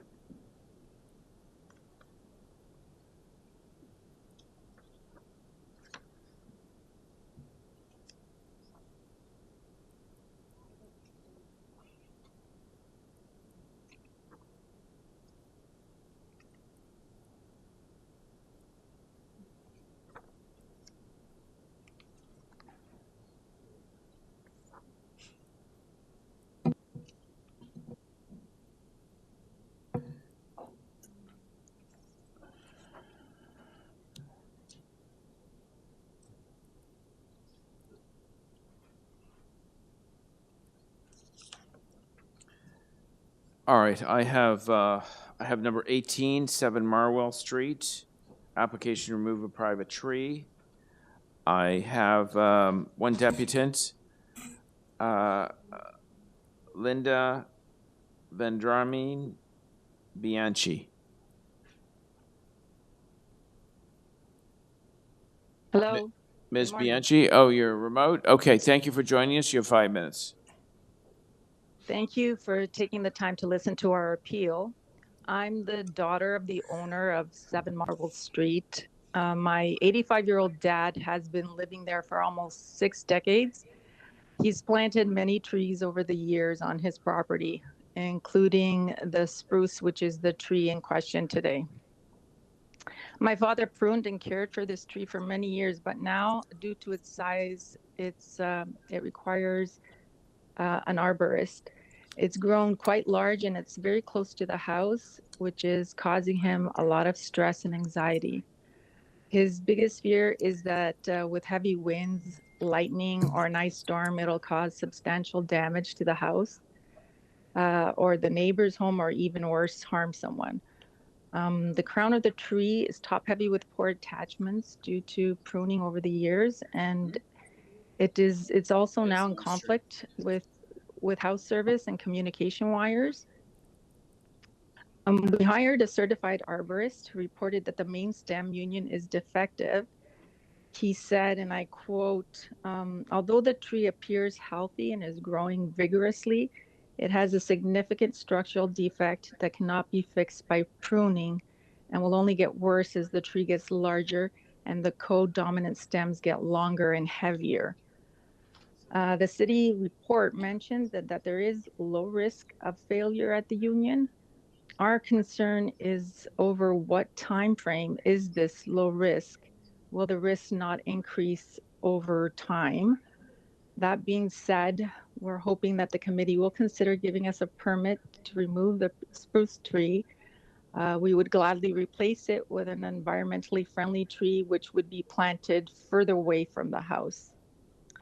Thank you once again for your time. Thank you for your comments. Any questions for the deputant? I have a couple. So you mentioned you're prepared to replace this tree with one tree. The actual requirement is providing 5 replacement trees. Are you willing to do that? No, I don't even know where we would put 5 trees. It's like the frontage would not allow that, like. So some of it can be done with cash in lieu, so you'd have to do a combination of trees and cash to the city in order to take this down. I'm just wondering whether you're aware of that. I am. I was willing to plant, like replace it with another tree, like further away from the house. Because it is so close, and my dad's not even sleeping at night thinking of what might happen in a windstorm or ice storm. So you hired an arborist. This was your own arborist that you hired? Yeah, we hired an arborist. Yeah. And what I have before me, they say that the tree was in fair condition with poor structure. Yeah.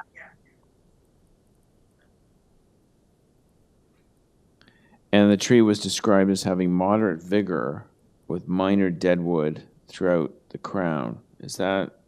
Mm-hmm. Yeah. Yeah, that's what he said. And he said something about like with pruning, it'll only get worse over time. Something about co-dominant stems getting longer and heavier. Okay. All right. Okay. Thanks very much. Any other questions for the deputant? No? Okay. Thank you. Thank you very much. Questions for staff? Yes, please. Councillor Carroll? Yes. Is it Mr. Bostock? Who's coming to answer our questions? Through the chair, yes, I'm here. Well, I don't see them, but I'll go ahead and ask it. So that is the first time I've ever heard that with pruning a tree would get worse. I know that staff's advice is usually that the tree simply needs normal pruning and maintenance. Wondering if staff could comment on that last private arborist finding. Through the chair, I don't believe that the cause of the tree having multiple leaders in the upper part of the crown is due to pruning. It's more likely that at some point in the tree's history, the top died or broke, and as a response, multiple leaders regrew. Right, right. So, and pruning the tree is it has this separated stem, but pruning the tree so that it's a little less overpowering, if you want, a little less vulnerable. Pruning the tree isn't going to make that double stem issue worse, is it? Through the chair, the advantage of cameras is I can see the hand motions you're making. You're describing a very broad, sort of separating Y-shaped structure to the tree, and that's not the case. This is a spruce tree, and the multiple leaders that have grown are very close together. They're virtually parallel with very little space between them. It's not a situation that could be remedied by pruning. It would be a case where the cure is kind of worse than the existing problem, if you will. So it really just it doesn't need extraordinary maintenance. It just needs the normal maintenance. We can't actually see how close the stems are because the tree is so lush and healthy looking in this photograph. But you're just looking for the normal kind of pruning and maintenance that makes it a little less vulnerable to wind, et cetera, et cetera. But in those circumstances, you see it as a healthy tree for some time to come, in your view? Through the chair to the second part, yes, we do think that it's a healthy tree and maintainable. We're not going so far as to make a specific maintenance recommendation. We're leaving that to the owner and their arborist, but we do feel that maintenance is a viable option for the future of this tree over the short and medium time frames. That could be 2 to 5 years, during which time we feel that the risk of failure would be acceptably low and fall within reasonable maintenance parameters. Okay, thank you. Those are my questions, Mr. Chair. Thank you, Councillor Carroll. Any other questions for staff? I just have a couple. The staff report describes the tree as having moderate vigor. And I'm just wondering how would you define moderate vigor? Or is that, I'm sorry, that's from the arborist report from the property owner. So how would we define moderate vigor? Through the chair, it may be useful to disambiguate between the language that arborists use and the language that the bylaw uses, which is reflected in our staff report. The bylaw seeks to determine whether trees are healthy or poor. Those are the only two parameters that we're able to proceed from. Private arborists use a broader range of system or classification to describe trees, and FAIR would represent a midpoint in that classification system. So you describe a frost crack evident in the south side of the trunk below where it divides. Is there any risk of these branches falling off or breaking off at some point? Through the chair, is there a risk? Yes. Do we think that risk is great? No. Okay. The property owner's arborist wrote that the tree is in fair condition with poor structure. Is that an accurate description of this tree? No, we don't feel, well, it's their version of accurate. We don't agree with it. We feel that both structurally and botanically it's in good condition or healthy, and as such, our recommendation is that a permit not be issued. If we felt that it was in poor condition, either structurally or botanically, we would have approved the permit request and we wouldn't be here. The last paragraph, you write, Toronto's urban forest provides $55 million in ecosystem services and benefits annually. That figure seems low, actually. I'm not able to give you an audit on that figure. So if you would like, we can go back and provide some context. No, that's fine. Okay, thank you very much. Any other questions for staff? Any speakers? Councillor Chang. Oh, no. I'm pointing at. Oh, yes. Councillor Carroll. Thanks, Mr. Chair. I'm going to move the staff recommendations here, having heard the answers of staff. It's an interesting thing calling an arborist. If you call a private arborist to maintain your tree, he's going to tell you what he needs to do to maintain the tree. He's going to give you an estimate, and he's going to serve you well, because that's repeat business. You're going to be having him come back, maybe annually, maybe every few years. If you call an arborist and say, I need an opinion because I want to remove a tree, he gets one shot, and he needs to help you get done what you want to get done, and hope that you'll tell neighbors that he's good at that. And so we have to listen very carefully to the city evaluation, because they don't really have that kind of skin in the game. They're just evaluating a tree, and we all agree we need to preserve our tree canopy in our city, private and public arborists, but the job is the job. Here in the evaluation, I want to highlight that here the city staff have been detailed and honest in their evaluation. Yes, these are characteristics of this tree, like as you point out, the frost scar in the tree, but they also report that it has healed over, and they really don't see that with normal maintenance. They don't see this tree as the threat that perhaps the homeowner thinks it is right now. And if the call to an arborist was to please come and maintain my tree, I think he probably would receive those assurances that he's looking for, because that's a chance to become the official arborist of this tree, who's going to maintain it for the next couple of decades. And so I think we have to take staff's advice here, so I'll move the staff recommendations. Any other speakers on the item? I will speak. I respectfully disagree with Councillor Carroll. I'm going to be approving the removal of this privately owned tree.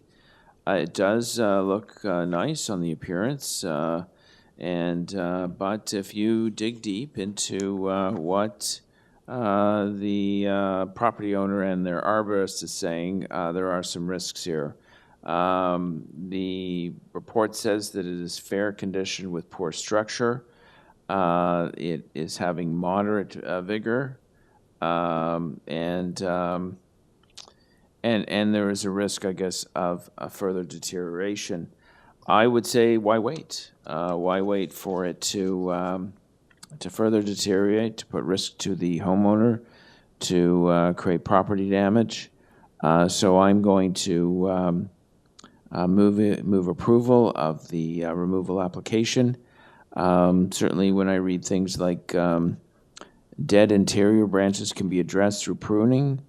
I don't know why there are dead interior branches. And of course there is a frost crack that might have healed over, but of course it can break open in the future. The property owner has to understand that should we approve the request to permit the removal of the tree, they do have to provide a combination of 5 replacement trees in a combination of on-site planting and cash in lieu. So the earlier references of a tree for tree will not work here unless there's substantial cash involved. So my motion is on the screen. There we go. I'm approving the permit to remove the privately owned tree for the reasons I've just given, and if we could have a vote on that. All motions on the screen. All those in favor? Mr. Chair, I did put a motion on the floor, so I think I'd like recorded votes because you are going to take votes on 2 motions. I moved the staff recommendations in my comments. Okay. So I'm understanding my motion would come first. Right. Okay. But I would like a recorded vote. That's no problem at all. And I'd rather be right than win votes. Okay. All those in favor of approving the application? Councillor Pasternak? Councillor Cole? Opposed? Opposed. Councillor Burnside, Councillor Chang, Councillor Robinson, and Councillor Carroll.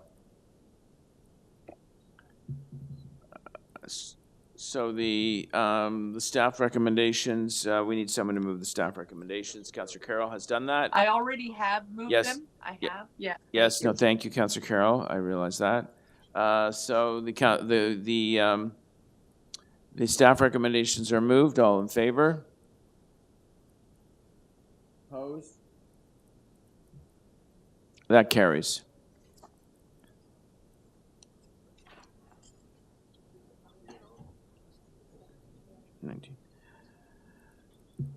Number 19, 12 Blithfield Avenue, application to remove a private tree. I have one speaker here, Armin. Yes. Armin J. Yes.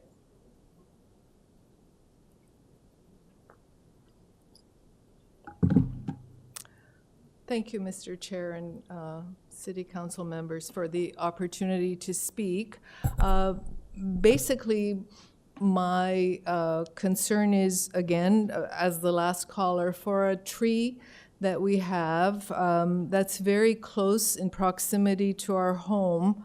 The tree itself is about 10 feet away in the backyard, and the branches are 7 feet away, and our bedroom is right beside it, Our bed is about 2 feet from the windows, and we're right under the roof line. So God forbid, should there be a major storm, which we've had, and in Toronto we have very heavy winds, it is really cause for duress. And I'd like all of you to picture a night where you are in your bedroom and the wind's howling and this huge tree is already swaying. And we have had branches come down, and we basically have to go to another room and make other sleeping arrangements. So I'm approaching it mainly from the perspective of duress and the stress that this tree causes. We did, and please note that we didn't approach this lightly. We moved to Toronto from British Columbia, where we have beautiful lush trees, and the reason we chose the area we're in is because of beautiful lush trees. And just the concept of looking into it to have the tree cut, you know, we're also going through major expense. I don't know if you have our pictures and the report from our arborist, but our tree is in poor condition. There are concerns for the trunk, the root. We have had major branches come down. And as I said, I'm appealing to you. Our home has to be our sanctuary. And if this was anywhere other than Toronto, then, you know, you may have a point about maintaining a tree. But for me, the loose definition of how do you maintain a 60-foot, 18-meter tree that close to your home? And what guarantee do you have that with a major snowstorm or ice storm that we're not going to have some severe damage to the home, and as the previous caller said, our neighbors and to ourselves? The information you have already from our arborist, which you can look into, and basically this is our appeal to you. And as I said, we didn't take this lightly, and it is a very, very tall tree, very close proximity to our house. So that's basically it. And then if you have any questions for me? Any questions? Thank you very much. Any questions for the deputant? No? Oh, No, I'll have some questions for staff. So can I just? yes, Councillor Bernstein has a question. You mentioned that branches are over the house. No, I said the branches are very close. They're about 7 feet from the house. And we have had, in major storms, we have had branches fall. We've just been fortunate enough that they landed on the grass. I don't know, and I don't know if anyone can give me any assurance that if the winds were stronger, that these branches wouldn't have had come through our windows. And as I said, our bed is about 2 feet away from our window. Yes, and a major concern by everyone who saw the tree, including from the city, there is a major lien. And actually, when we spoke to the person who came from the city, that the lien was a concern, and they thought that it would be approved to have the tree cut. So sorry, are you concerned about the branches falling off or the tree falling down? I'm not an arborist, to be honest with you, to answer that question accurately. The tree does sway. There is a lean to the tree. And everyone who saw it said that this lean is a major concern for our safety. Yeah, but I was sorry, I'm not trying to be argumentative, but I'm asking you what your concern is because it's your application. Are you concerned that the branches are going to come down or the tree's going to come down? Well, or if the other gentleman would like to answer, that's fine. Well, yes, I'm not sure if the tree will fall down. The arborist mentioned that the lean of the tree is a danger. Now, okay, that's fine. So I'm assuming the danger, if a tree is leaning, then the danger would be for the tree falling at some point.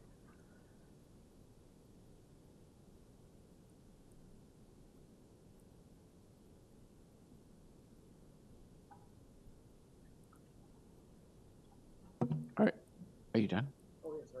Yeah, okay, thank you, Councilor Burnside. Any other questions for the deputy? No? Thank you very much. Thank you. Questions for staff? Do we have any other speakers on the item? No? Questions for staff? Councilor Carroll? Thanks, Mr. Chair. Yeah, as to the lien here, there's a difference of opinion between private arborists and the city. I understand that the city had an on-site inspection and see the lien as minor, and that the crown actually remains basically upright. That's the case? That's what the picture looks like as well. Through the chair, yes, I wouldn't classify or describe the lien as major or contributing greatly to a risk of failure. Is it vertical? No. Yeah, it's a slight lean. Yeah, and then you have the statement in there that is almost always there that says with routine maintenance. With routine maintenance such as pruning and good arboricultural practices, et cetera, et cetera. This tree in the picture, it looks pretty well maintained now. The branches appear as if they have been pruned. They are actually, it seems to have a low profile. Even when I look at the Google search from above, I can see the backyard pretty well. It's in pretty good shape now, isn't it? Through the chair, I would take that on from two different directions. Routine maintenance can be as simple as inspecting a tree, having an arborist inspect a tree, even a homeowner simply monitoring the tree. So monitoring can be maintenance. It's not meant to imply that there's work that is needed. I would say for context, with respect to the previous file that we reviewed, there are a greater number and greater extent of defects with this tree, so I wouldn't, I don't want to overemphasize its gloriousness, but right. As I mentioned previously, we have to determine whether it falls north or south of a line between healthy and poor, and it's our determination that it's healthy. Okay, thank you. Those are my questions, Mr. Chair.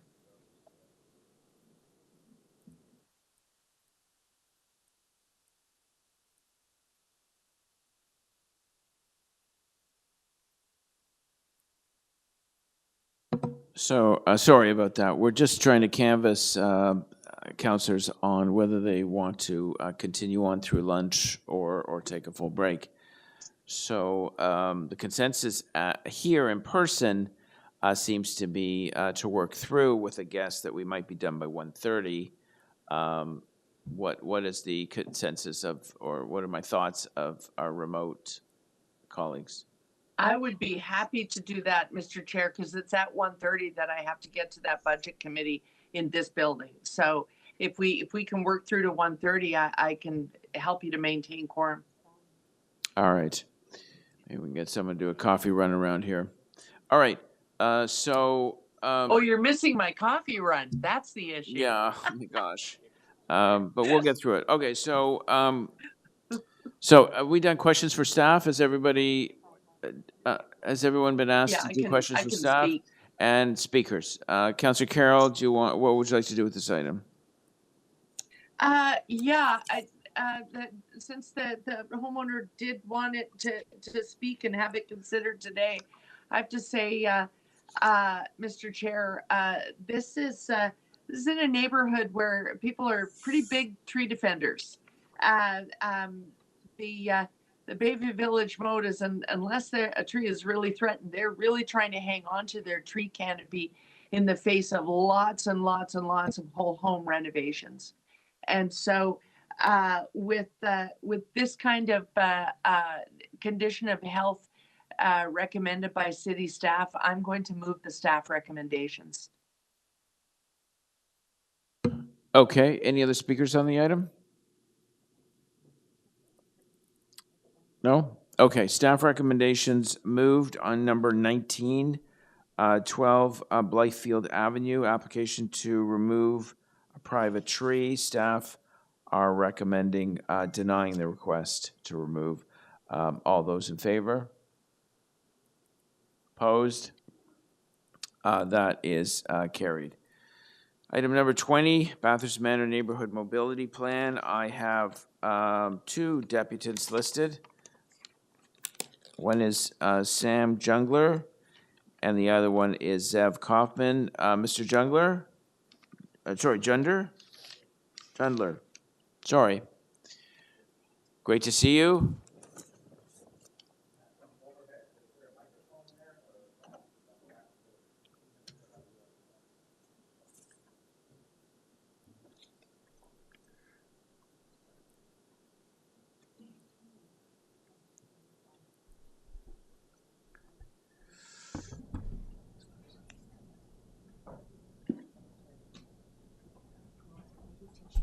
Sorry? A few pages, we run. Okay, sure. Okay.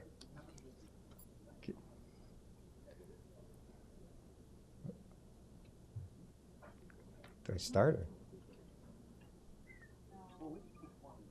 Actually, I need to read, hang on. Let me just make sure that I'm on the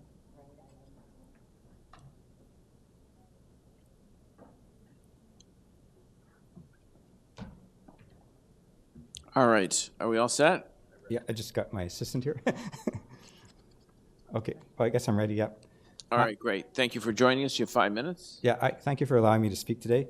I'm a resident of the Bathurst Manor area, and I just have some comments on the proposed 65 speed bumps that are proposed in the area, and I just want to comment from a carbon, like a safety from first responders, and carbon footprint from having so many speed bumps.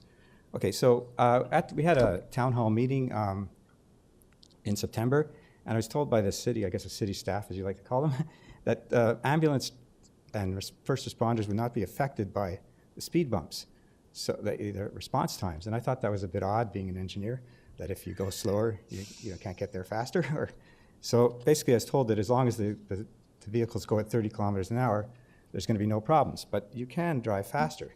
So I went to two fire halls and I asked the actual people that run the trucks, and both of them said that they don't like the speed bumps and that they can't really do much about it. So the only hope is if I come and talk. So I did a little, next slide, please. I did a little quick calculation. Like if you travel 1 kilometer at 30 kilometers an hour, it takes 1 minute to travel that distance. If you can go 40 kilometers an hour, it takes 1.5 minutes. So basically, by going by increasing your speed by 10 kilometers, you can get there 30 seconds faster. So if you're having a heart attack, that could mean the difference between life and death. Next slide, please. So I went searching on the internet and I found this British study, although they were just surveying actual ambulance drivers. And and one of the things that came out of it, at least as a comment, that there's this area, this one council area, or borough, I guess it is, in London, and they were proposing to remove all of their speed bumps because the emergency ambulance drivers are saying that it's causing increased risk of death or bad outcomes for patients. And next slide, please. And this is just showing, this next one just shows that they've surveyed the actual drivers, and a lot of them would actually choose a different route as opposed to going the proposed route or the best route to get to the emergency. And some of them would even fail to do or not choose to do a procedure that they could do in the ambulance because of the bumps. Next slide, please.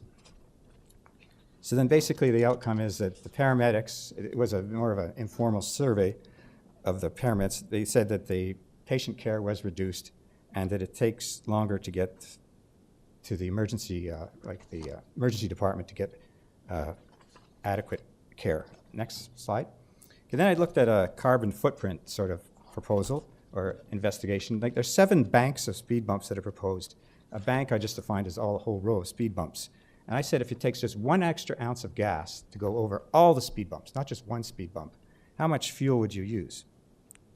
Because I see people tap the brake always whenever they go over the speed bumps. So they assume 200 cars per day, and then basically allowing just for 1 ounce in the course of a year on any, next slide please, on any one single bank of these speed, oops, sorry, that's okay. On any one bank of speed bumps, you use up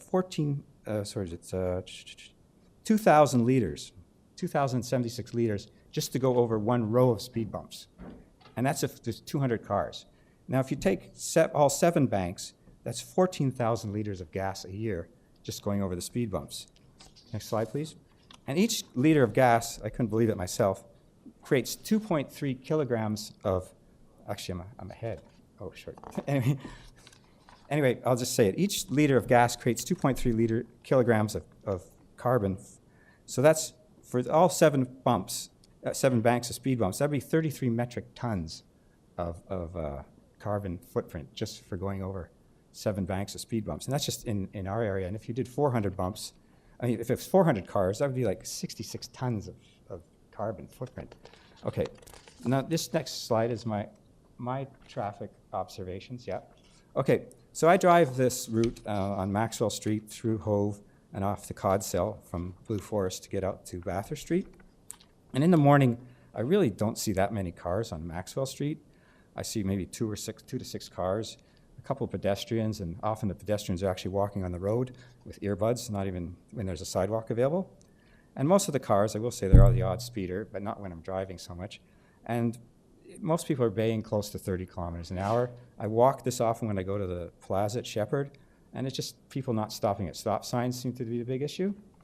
So I'm looking at, but the only street I do see that there is a slight danger, maybe, to show some compromise, or at least being opposed to speed bumps, is I could see on Codsell Avenue where there's a light, and people do gun it or tend to accelerate to try to make it to the light. So they are sort of, breaking the law, and that's the one place it would be minimal amount of impact in terms of emergency vehicles, but then you would slow the guys down or just blatantly speeding. And I think that the $4,000 times 65 speed bumps, that's $260,000 for a city that keeps complaining about, funding. It's a problem. Okay, sorry, next one. This one. Yeah, I'll just throw it up. Okay, this is my last slide. And I was just saying that if, I realize that there's a lot of cut-through traffic. Yeah, you have to kind of wrap up your okay. So I would say on 6 this minutes. last map, I would just show where I would propose putting speed bumps if you really wanted them around Codsell Avenue and through Coxfield Avenue and Codsell, because I feel it would act as a good block to the cut-through traffic. Thank you for your time. Great, thank you very much. Questions for the deputant? Too much math? I was just wondering whether you're aware that I'm pulling out and deferring the most of the speed bumps, humps that are in this proposal, to further study them before it gets to council. Yeah. So there's just 2 small sections that I'm recommending for today. How do you feel about the rest of the plan? I have no objections. I'm all for the odd stop sign here and there and crosswalks. That seems reasonable. It's just, to me, the speed bumps seem to be, I'm getting back to them again, seem to be a solution in search of a problem. And most of my neighbors, you obviously see people do not come to talk to these meetings. And most of them just hate them, but they don't want to show up like me. But I figured, you got to show up if you want to get some action done on this. And yeah, all the other implementations seem reasonable. I think the edge lines that are painted on the curb, next to the curbs, to me, those are the best bang for the buck. At first, I thought they were nuts, but I think they're great because what happens is pedestrians tend to walk next to them between the curb and the line. And also even the cyclists, as I mentioned comically in my little presentation here, even the people going the wrong way on their bicycles stay between the line and the curb. So I think those are the greatest thing, and it's just a bit of cheap paint, and it's going to do a great job for improving the safety. Okay, all right, thank you very much. Any other questions for the deputant? No? Okay, thank you very much for attending. Thank you. I'm looking for Zev Kaufman. Mr. Kaufman?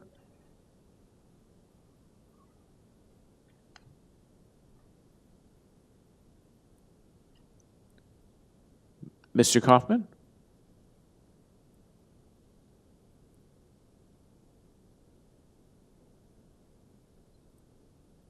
Hi, how are you? We can see you. You do a sound check? Unmute. We can't hear you. Can you just unmute?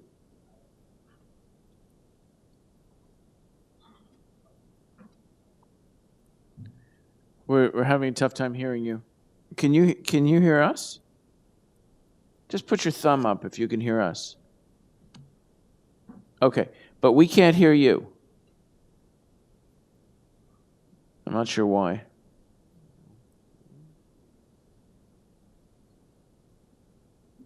Is he fully muted at his end? It looks like you're fully muted at your end.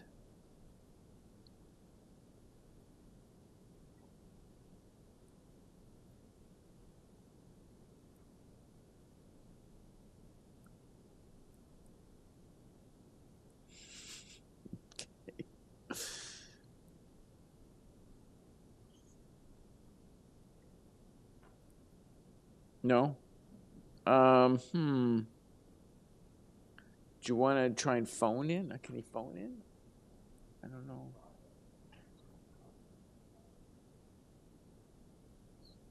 So there's no way to unmute yourself. He can't phone in? Right, but let's say, can he phone in and talk to us for, at least we can hear him. So why don't we do that? Give him the phone.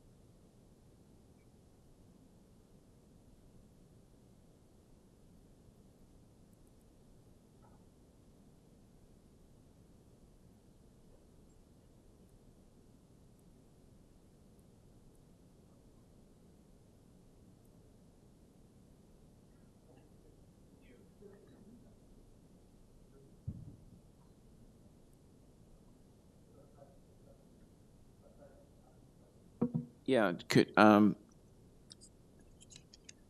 Zev, could you just phone in one more time? Can you hear me now? Yeah. Oh yeah, we can hear you. Hear you several times. Sorry. Yeah, I think he has to turn his computer off now. Okay, how's now? Yeah, okay, that's great. So we can hear you and we can see you. Wonderful. Thanks for waiting for me. I had a little bit of technical issue here. No problem. My name is Zev Kaufman. I live on 118 Hove Street. It's about halfway between Shepherd and Maxwell. I lived here for 45 years. I'm calling in to talk about the proposal on 927B, where it talks about 8 speed bumps on Hove Street. The previous speaker mentioned a few things that I was going to say about ambulances and that, so I'll mention the other things. I spoke to several of my neighbors here, and a lot of them are senior citizens, and it's a very unpopular idea here, and you don't have to take my word for it. In fact, if you look at your own staff ability plan on page 9 at the bottom, where it talks about a survey that was done in a manner, it says, I quote, feedback collected throughout the consultation process indicated mixed support for speed bumps. Approximately 51% of the survey participants support or feel neutral about them. First of all, it's very strange that they combined support with neutral to get to 51. But that implies that 49% were against the bumps. And I'm guessing the reason why they combined the support and neutral to 51, because the number for support was very low. Even if you just take a ballpark 50-50 on that, that would mean only 25% were for speed bumps. So it's a very unpopular idea for Bathurst Manor residents. And I spoke to them, and they gave me 3 basic reasons why they don't like the idea. The first reason is they don't think it's necessary anymore. The data that they got, the staff in this Bathurst Manor support about speeding, was taken in October 21 to December 22. That's about a year or two ago. So they're looking at data for speeding in this neighborhood, and more than a year old, nearly 2 years old. I think that's not indicative of the situation anymore. The reason why it was high then is because there was a lot of heavy construction on Shepherd at the time. Shepherd to Bathurst was completely blocked off. People were skipping through the Bathurst Manor, zipping through here, trying to get around that horrible situation, and that's probably why they got these higher speed data. I think that now, with the completion of the Shepherd mess there, the speeding through here is absolutely minimal. And in fact, another factor is that they lowered the speed limit from 40 to 30, which already will cut down on speeding here. So I don't think that speeding is such a big issue in Bathurst Manor. Now, specifically concerning Hove Street. Hove Street, well, let me go over the 3 points again. They thought it was unnecessary for that reason. Also, people thought that it was highly intrusive and disruptive going over so many bumps. I mean, it's like a roller coaster. And the third reason is because they were opposed to the great expense involved. 8 speed bumps here will cost like at $4,000 a piece. That's $32,000 estimate. And you know what estimates are. They're always lowballed, so you can expect a much higher expense. So let me elaborate on the 3 reasons. I told you about the unnecessary speed bumps because of the change in the type of traffic that goes through. And let me give you an example of what I mean by disruptive and intrusive. If from where I live, if I want to get to the Shepherd Bathurst Manor plaza at the corner, I would have to go over 6 bumps to get there and 6 bumps to come back. That's 12 bumps a day. And I usually go that direction twice a day. That's like I'm going over 24 humps a day. Do the math. That's 168 bumps a week and over 8,700 a year. And that's just me. My wife has a car too, and she's doing the same thing, and so is everybody around here. I mean, that's this constant bumping over the humps doesn't only damage suspension systems of the cars, it also deteriorates my own 76-year-old suspension system, my back and my joints. I don't think this is, very fair. The third reason they gave was the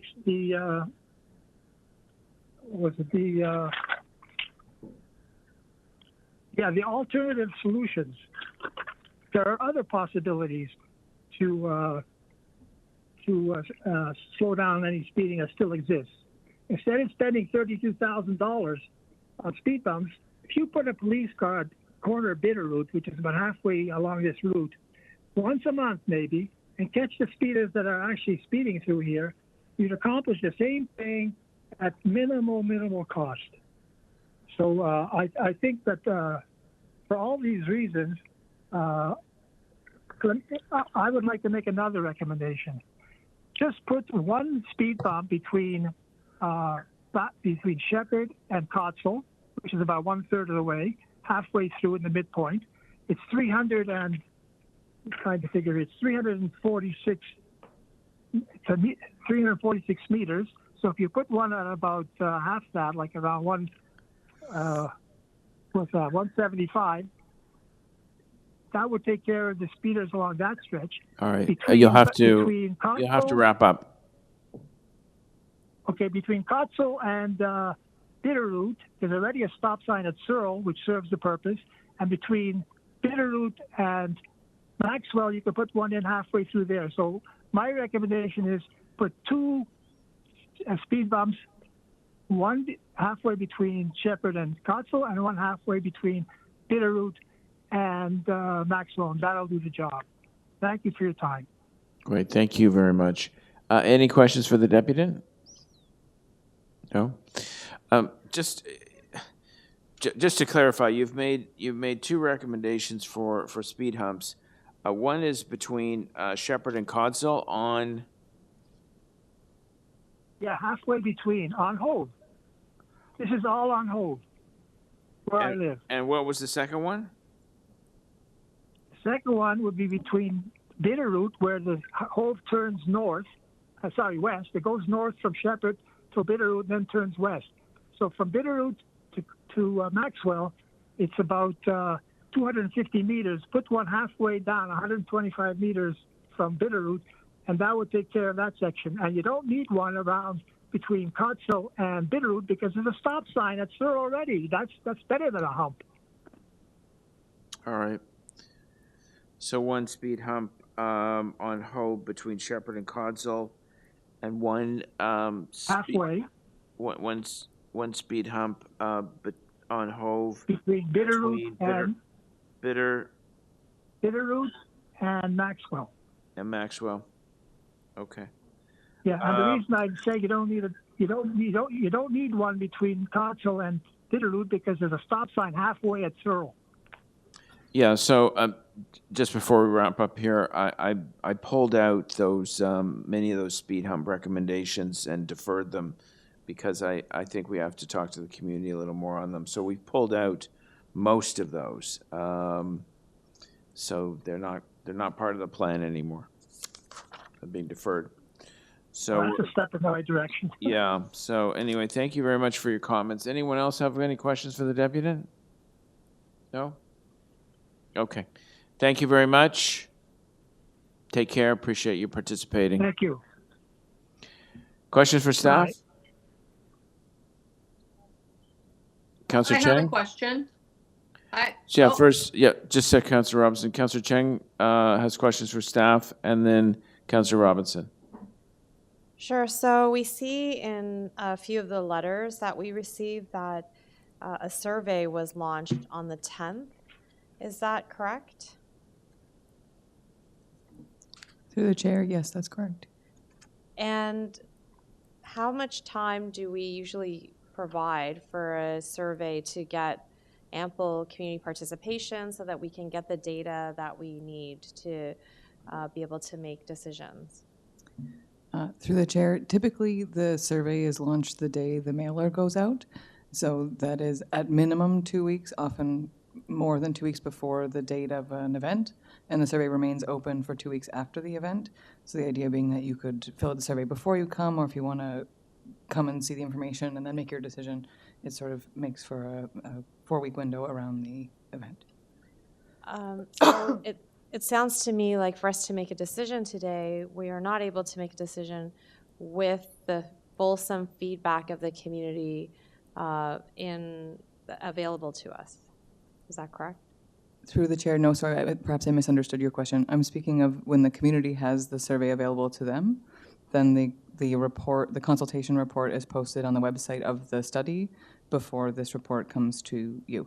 So the consultation report associated with this staff report is on the website and has been since the agenda went up for today's meeting. So the survey, when they say a survey was launched on the 10th, is that do they mean the results of the survey were shared on the 10th, or an actual survey was launched on the 10th?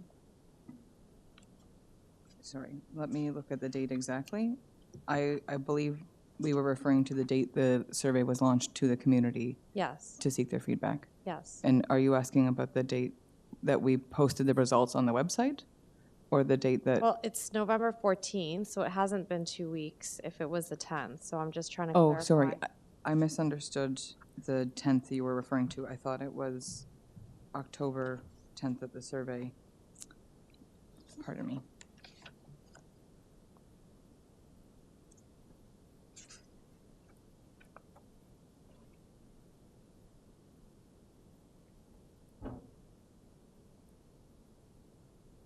Thank you for bearing with me, everybody. The project manager for these projects wasn't able to be with us today, and I'm not as intimately familiar as she would have been with this information. So while you're looking for that, I guess, what is the urgency of implementation of this at this council?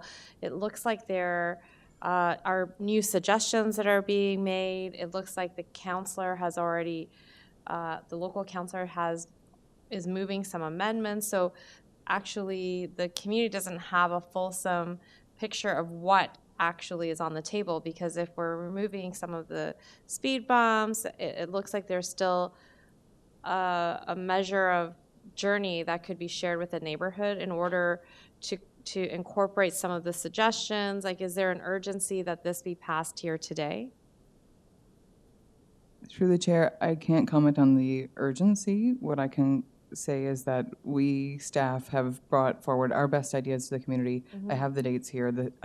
Pardon me, I misspoke. It wasn't the 10th. The survey was launched September 14th and was open till October 11th. The results were shared November 6th, and if I'm just, these notes are coming in live. A few folks were missed, and they got the results on November 10th. So those were the dates of the survey and its results that correlated with the public drop-in event on September 27th. So at that event, at that public event, it was a 4-hour drop-in.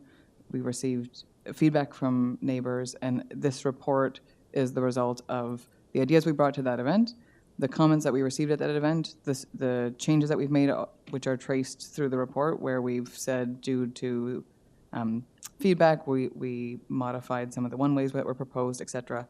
That's in the report. And then today, at the will of this council, if there are other changes that the council would like to move, I can't speak to the sense of urgency with that. Okay, great. Thank you. Thank you, Councillor Cheng. Councillor Robinson? Thank you. Just what's the ultimate options we have as a city when we want to implement road safety and slow cars down? I don't think it's speed bumps. I think those are the cheap and cheerful option. But what should we really be doing if we had all the money in the world? Through the chair, Councillor, that question is beyond my ability to answer. Substantially, the traffic calming report that went to IEC and then Council earlier this month spoke to a lot of our options in our toolbox and is probably the best reference. But I wasn't an author of that report and can't speak to it in detail here.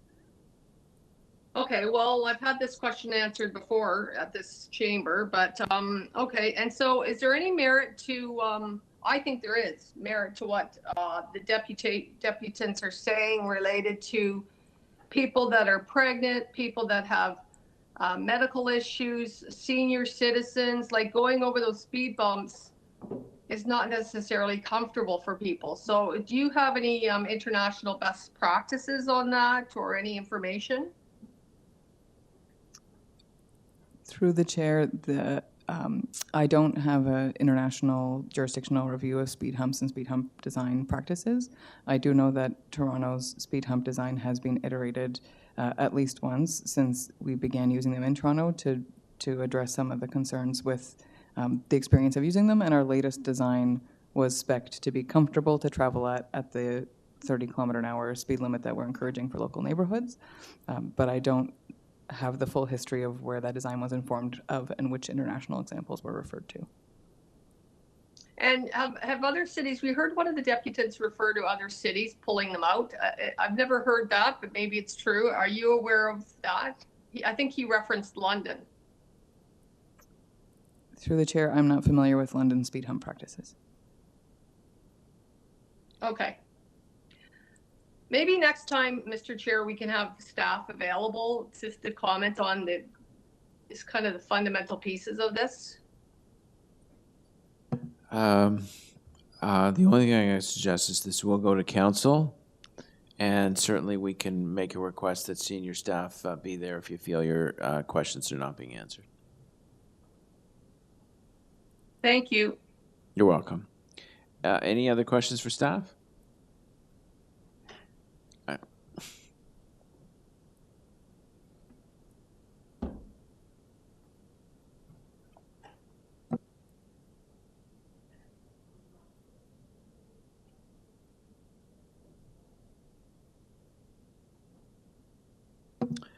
Councillor Robinson, I thought some of these were on TTC routes and would go to council. I stand corrected. I'm told by the clerk it will not be going to council, so I do apologize. You know what? It's okay. It's fine. In past meetings, we've had staff available to talk on these issues, so yeah. I'm just surprised. I am deferring certain elements of the staff report, so they will be coming back here. So certainly we can make a concerted effort then. So, I have a few questions. If we adopt the recommendations, I'm pulling out some of them that don't seem to have widespread community support. Are these recommendations still subject to the polling and warrants requirements, or is there a fast track for these?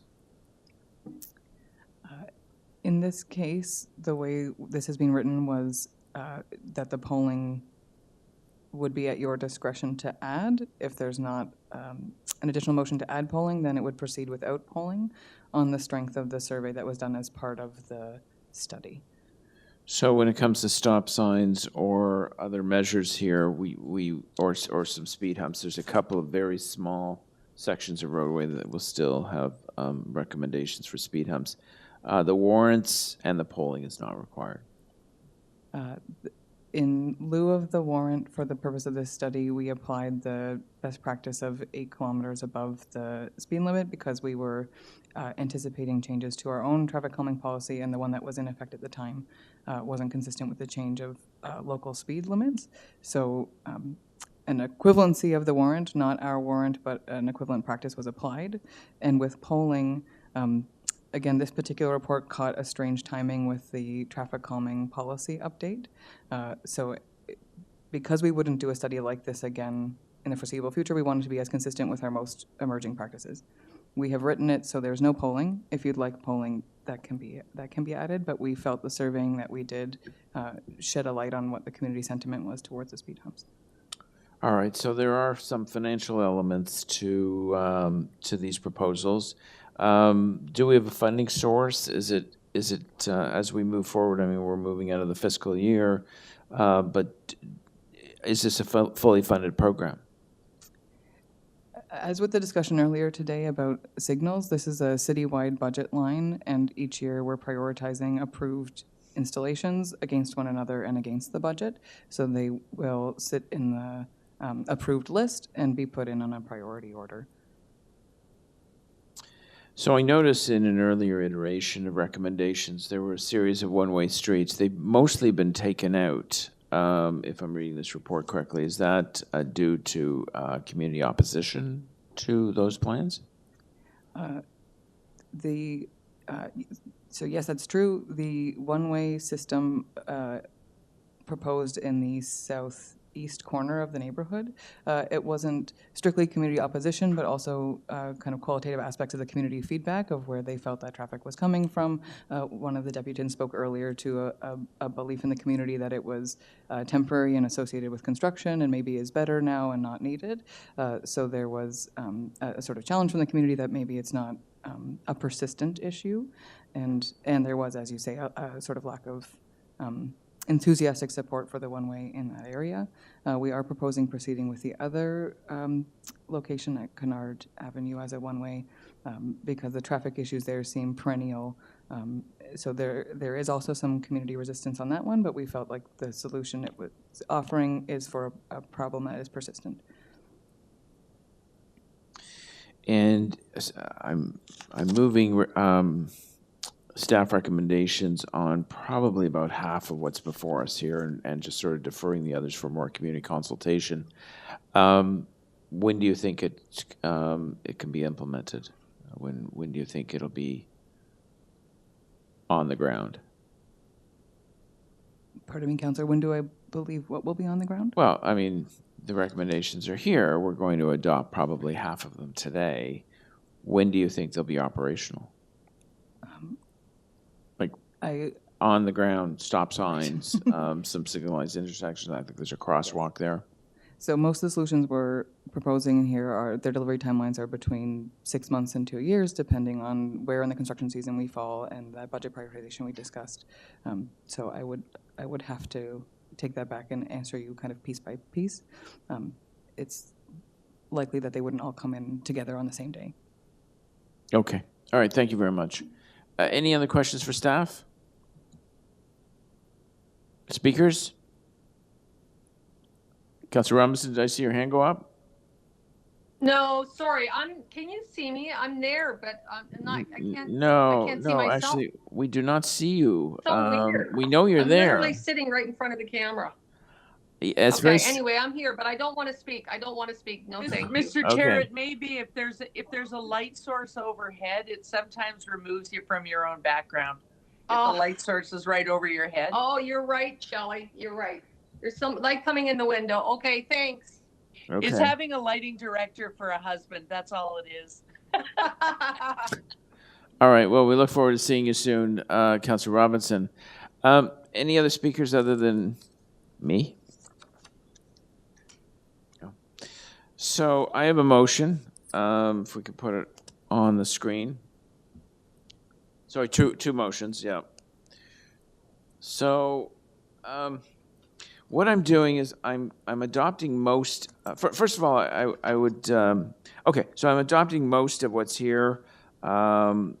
Probably when you look at this item and then the next item over at pedestrian crossings, I'm adopting sort of the meat and potatoes of what's here.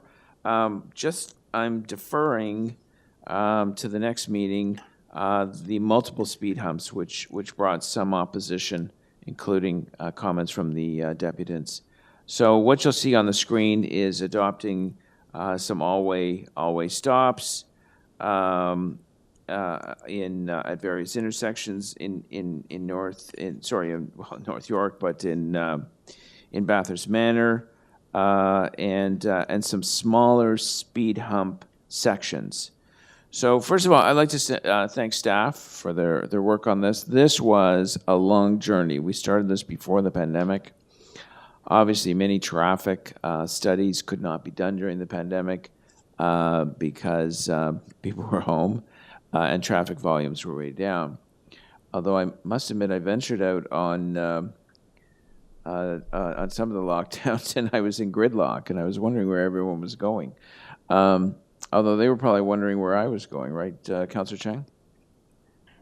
So I want to thank, it hasn't been an easy journey. It was a lot of work, and Bathurst Manor was built in the 50s for the car. There's hardly any sidewalks. It's on a grid system. North-south and east-west traffic are very long roads. When it comes to canvassing during elections, it is the worst geography because you just cannot see the end of the street at all. It's very long, and of course, this makes for a lot of risk when it comes to traffic, speeding, running stop signs, not adhering to the rules of the road. And of course, the area is very limited in sidewalks. We've been adding back over the years, but it was basically built in the 50s without sidewalks. So what I'd like to see is I want to move forward with some of the low-hanging fruit today, in which there's community support. I want to work with staff and the community just over the next month or so and see what we can do about some of the other speed hump recommendations. So I'm pulling those out. There's about five items that we're going to pull out, but adopt the rest. One of the biggest issues that we face, certainly before the pandemic, was traffic control in our city, traffic density, traffic calming, people not following the rules of the road. And Bathurst Manor was an excellent place to start when it came to these new neighborhood studies and looking at things holistically and making sure that a whole community was looked at rather than just doing it piece by piece. And we got off to a good start, and unfortunately we were really delayed, and then there were some staff turnovers, which made it more complicated. There were other hiccups along the way, but finally we have it at North York Community Council. And traffic safety is perhaps the number one issue in Bathurst Manor. So I'm very glad that this is finally here and that we can start implementing some of these measures. Now, we might not please everybody, but I think if we go forward with what we're adopting today and find some solutions with some of the things we're deferring to the next meeting, then I think we can make Bathurst Manor safer for everybody, whether it be pedestrians or motorists or cyclists, and make sure that everybody can get home safely at the end of the day. So there's two motions on the screen that I'll be moving. All right. So there is a couple of wordsmithing issues to do.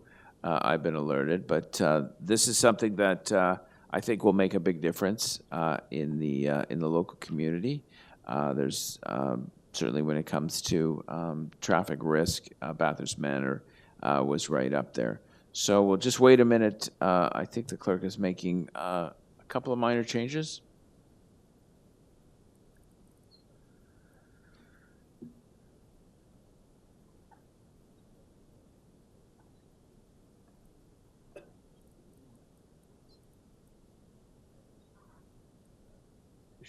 We should adopt first and then defer the rest, right?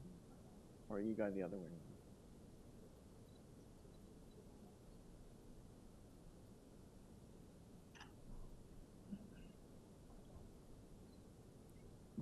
So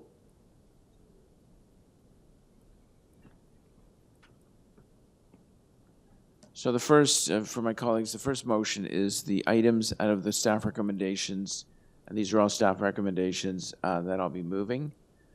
So you can see them on the screen.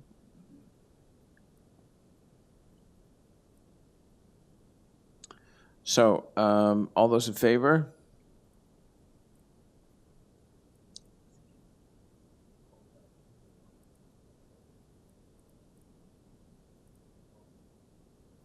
Opposed? That carries. The second motion are items that are being deferred to the next meeting. These are the more contentious parts of the recommendation, mostly speed humps. And you heard the deputants, and we're getting a lot of negative feedback about the volume of speed humps and where they're positioned. So I think we have to take a second look at those. So these items on your screen now, we're deferring. Right, we're referring them back to staff, and we're going to do a little more work on these. All those in favor?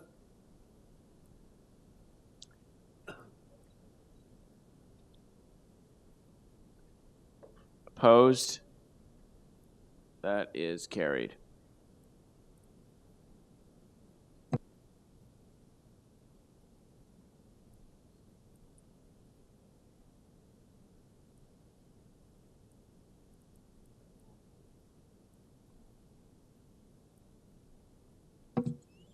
We've also had a request to move a technical amendment to correct something in one of the attachments. So that also is on your screen. All those in favor? Opposed? That is carried. The item is amended. All those in favor? Opposed? That is carried. Thank you very much. Mr. Chair, I let you know a few days ago that I had a Toronto Hydro meeting at 1 o'clock, so I have to unfortunately leave. I'm sorry about that, but I didn't have any say over the scheduling. All right, understood, Councillor Robinson, and that's true. You did advise us of that. We still have quorum, so we'll be able to continue on. Okay, thank you. Oh, you're very welcome. Bye, everybody. All right, enjoy the rest of the day.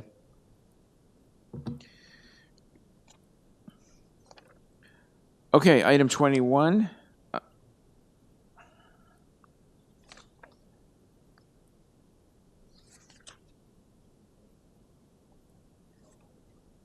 Item 22, pedestrian crossings, protection studies, Bathurst Manor Neighbourhood Mobility Plan.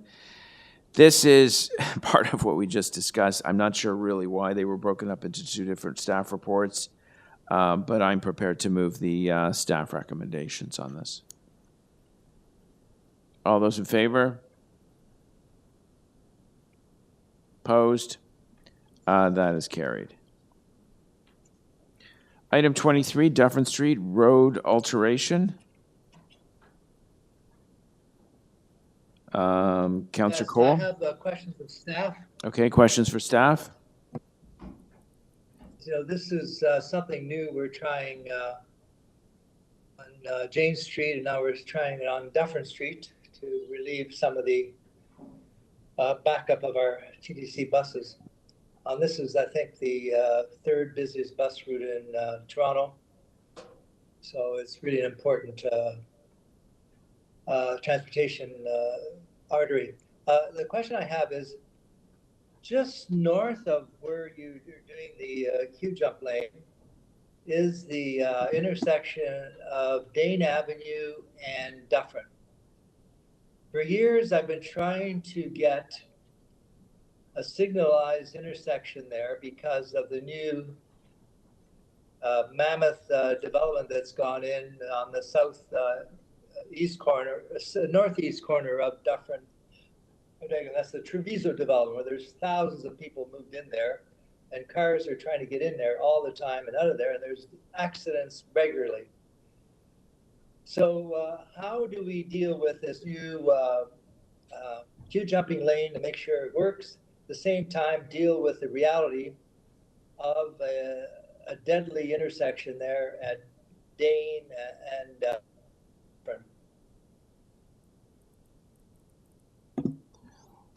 through the chair, so the design of the queue jump lane will be compatible to any future signalization of Dufferin and Dane. We're working together with our city planning counterparts to make sure that that is compatible. But again, transportation has not agreed to support a signalized intersection there. So we're going to have this queue jumping lane go ahead, and the accidents are still going to occur right at the beginning of the queue jumping lane. And it might exasperate the intersection with the new queue jumping lane.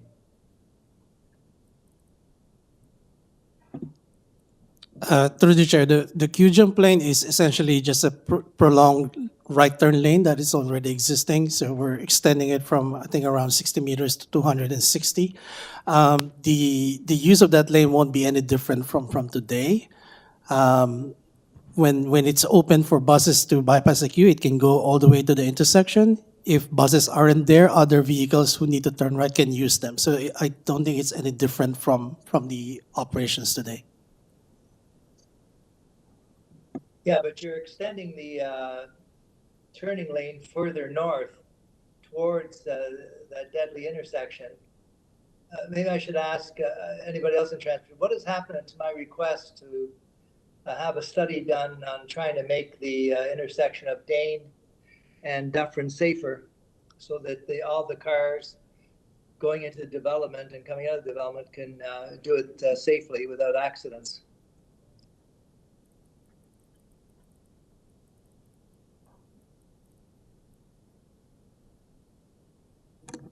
Sorry, through the chair, we don't have that information at this time. Councillor Deputy Mayor Cole, we're happy to follow up with you on your request for the signalization. You said Dane and Dufferin?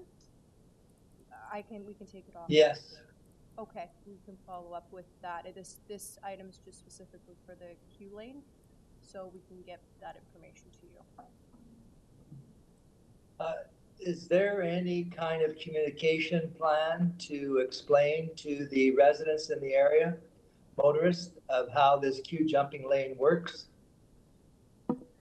Through the chair, this queue jump lane is consistent with our designs for Rapid TO out in Eglinton East, as well as our Line 3 bus replacement bus lanes.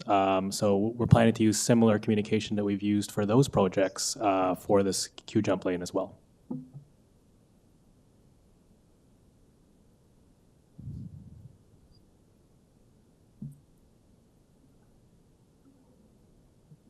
Which is what? Through the chair, typically these lanes would allow motorists to enter into driveways up to 45 meters in advance, so they can enter into the queue jumping lane, enter a driveway up to 45 meters in advance. This is consistent with the designs, as I mentioned previously, as well as how we operate our high occupancy vehicle lanes throughout the city.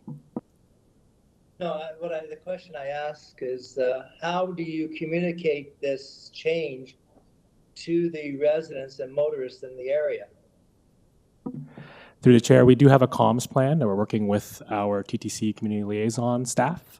We've already done a few engagements with local businesses in terms of the construction, and we'll continue to do that throughout construction and into the future. So comms plan, yeah, okay. Please don't use Twitter or Snapchat or those things. Use real and real people to explain it. Maybe you might have a TTC information officer there. Please don't rely on Twitter for your comms plan. But anyways, okay, that's fine. Thank you. No further questions. Thank you, Councillor Cole. Anyone else questions for staff? I have a couple. So, I mean, TTC for some years now has been working on, I guess it's called the Rapid TO initiative, where you have express bus lanes on Jane, Eglinton, Steeles. I think Eglinton East is the only one that's really rolled out.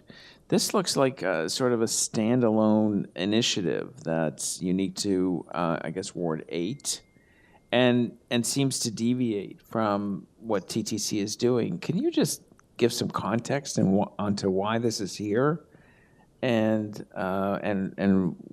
is Rapid TO dropping Dufferin as a potential location? Through the chair, so the Rapid TO in the 5-year service plan identified 5 priority corridors for potential bus lanes or other transit priority measures. Dufferin is one of them, and that larger study hasn't begun. We're planning to do that next year. The Q-jump lane that is presented to Community Council today is a standalone improvement identified from years of collecting transit data on what delays the 29929 Dufferin bus, and through the Q-jump lane working group that we established between the city staff and TTC, we've identified this sort of immediate intervention to improve the intersection.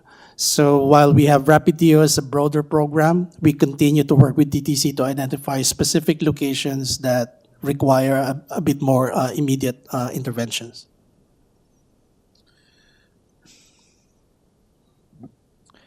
So when it comes to entry into these lanes, are these considered diamond lanes? Through the chair, the Q-jump lane will be bylaw as reserved lanes for public transit vehicles, but the way the lanes are designed, it will also allow any motor vehicle drivers who are planning to turn at intersections. So while it has diamond lanes, it will also have broken lines, which indicates that if you are preparing to make a turn at the driveway or at the intersection, you can enter the Q-jump lane. So essentially, it functions just like a right turn lane.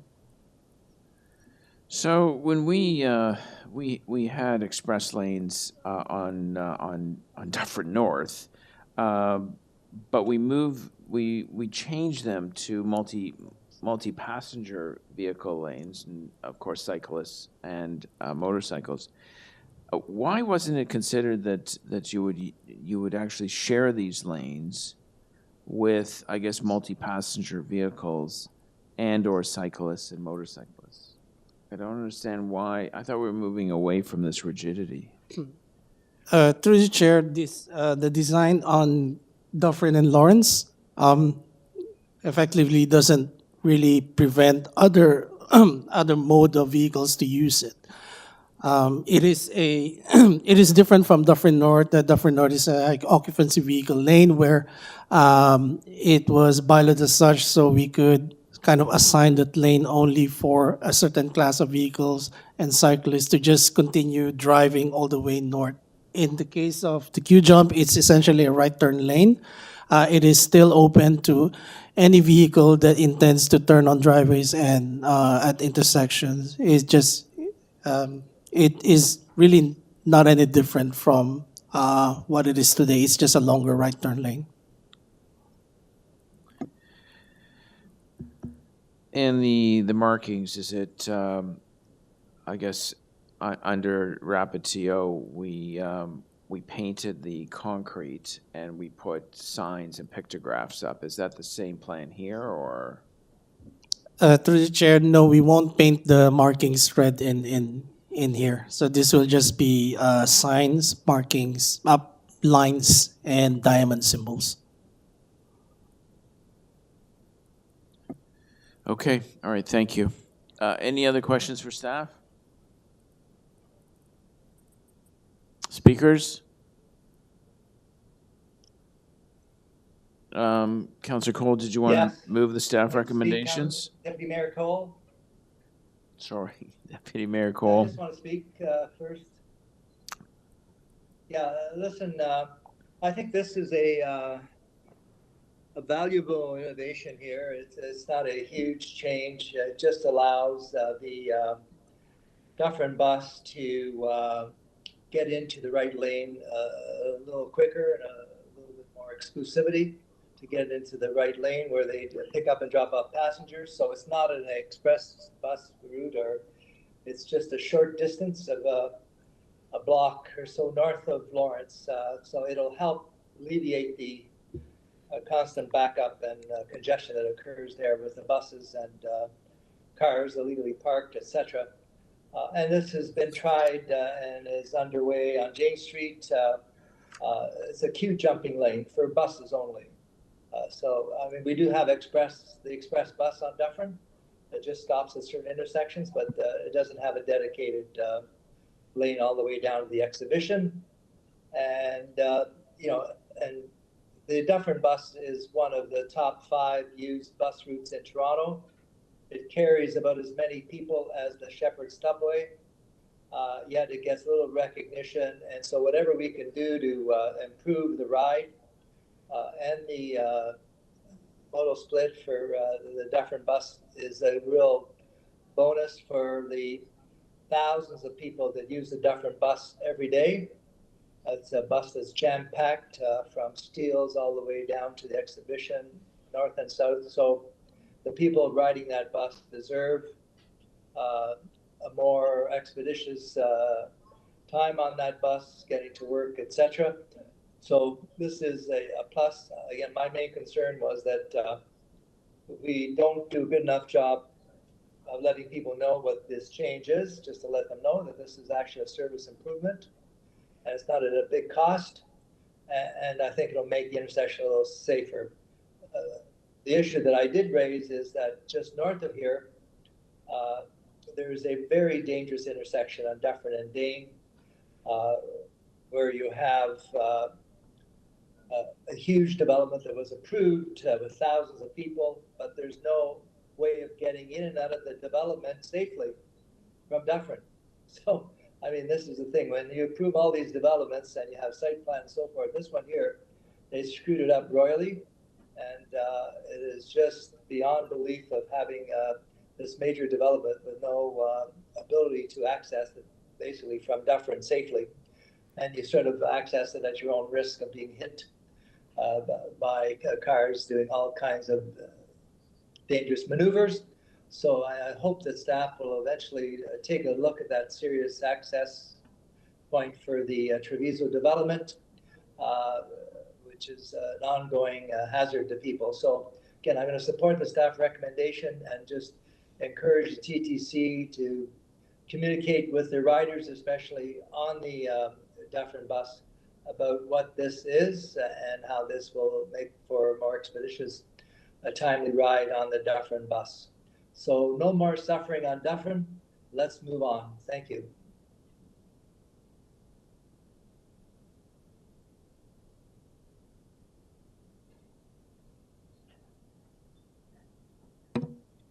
Thank you, Councillor Cole. Anyone else wants to speak on the item?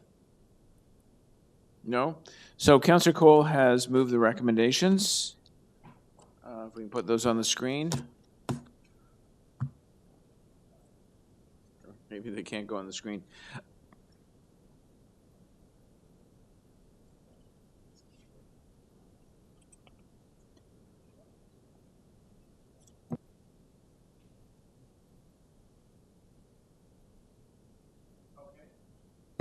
Recommendations are on the screen. Moved by Councillor Cole. All those in favor? Opposed?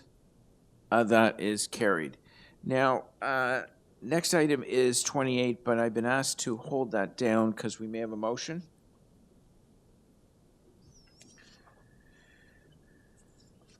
So We're going to item 30. Councillor Cole. This is I have some questions of North staff York about better this. than. Councillor Carroll. I have some questions of staff. I don't know if you want to do those first. Yeah, so that's, yeah, okay. So Councillor Carroll, questions of staff. Yes, well, the first one is procedural, Mr. Chair. This is a report asking, this is a request of a report of the city manager. And I just wanted to check to make sure, is the community council allowed to direct reports from the city manager, or will this motion then have to make a trip to council? Yeah, so I'm sort of getting some advice from the clerk here where, yeah, we can request reports from the city manager at community council. Okay, and does that request go on to community council, or do we have the delegated authority to directly request the city manager to do something? You're wondering whether this motion will go to council? Yes. If It we doesn't- make a recommendation, that recommendation go to council before directing the city manager Yeah, to do so something. the way it reads is not going to council. I know that's the way it reads, but procedurally, is that okay? I've had no word that it's out of order. Okay, so that's my procedural question. Then my other question is whether or not staff can comment here on what other strategies are already being done and funded. Things like cultural hotspots, the new culture neighborhood strategies. What place-based, branding strategies are already undertaken by either the City of Toronto or its agencies such as Destination Toronto?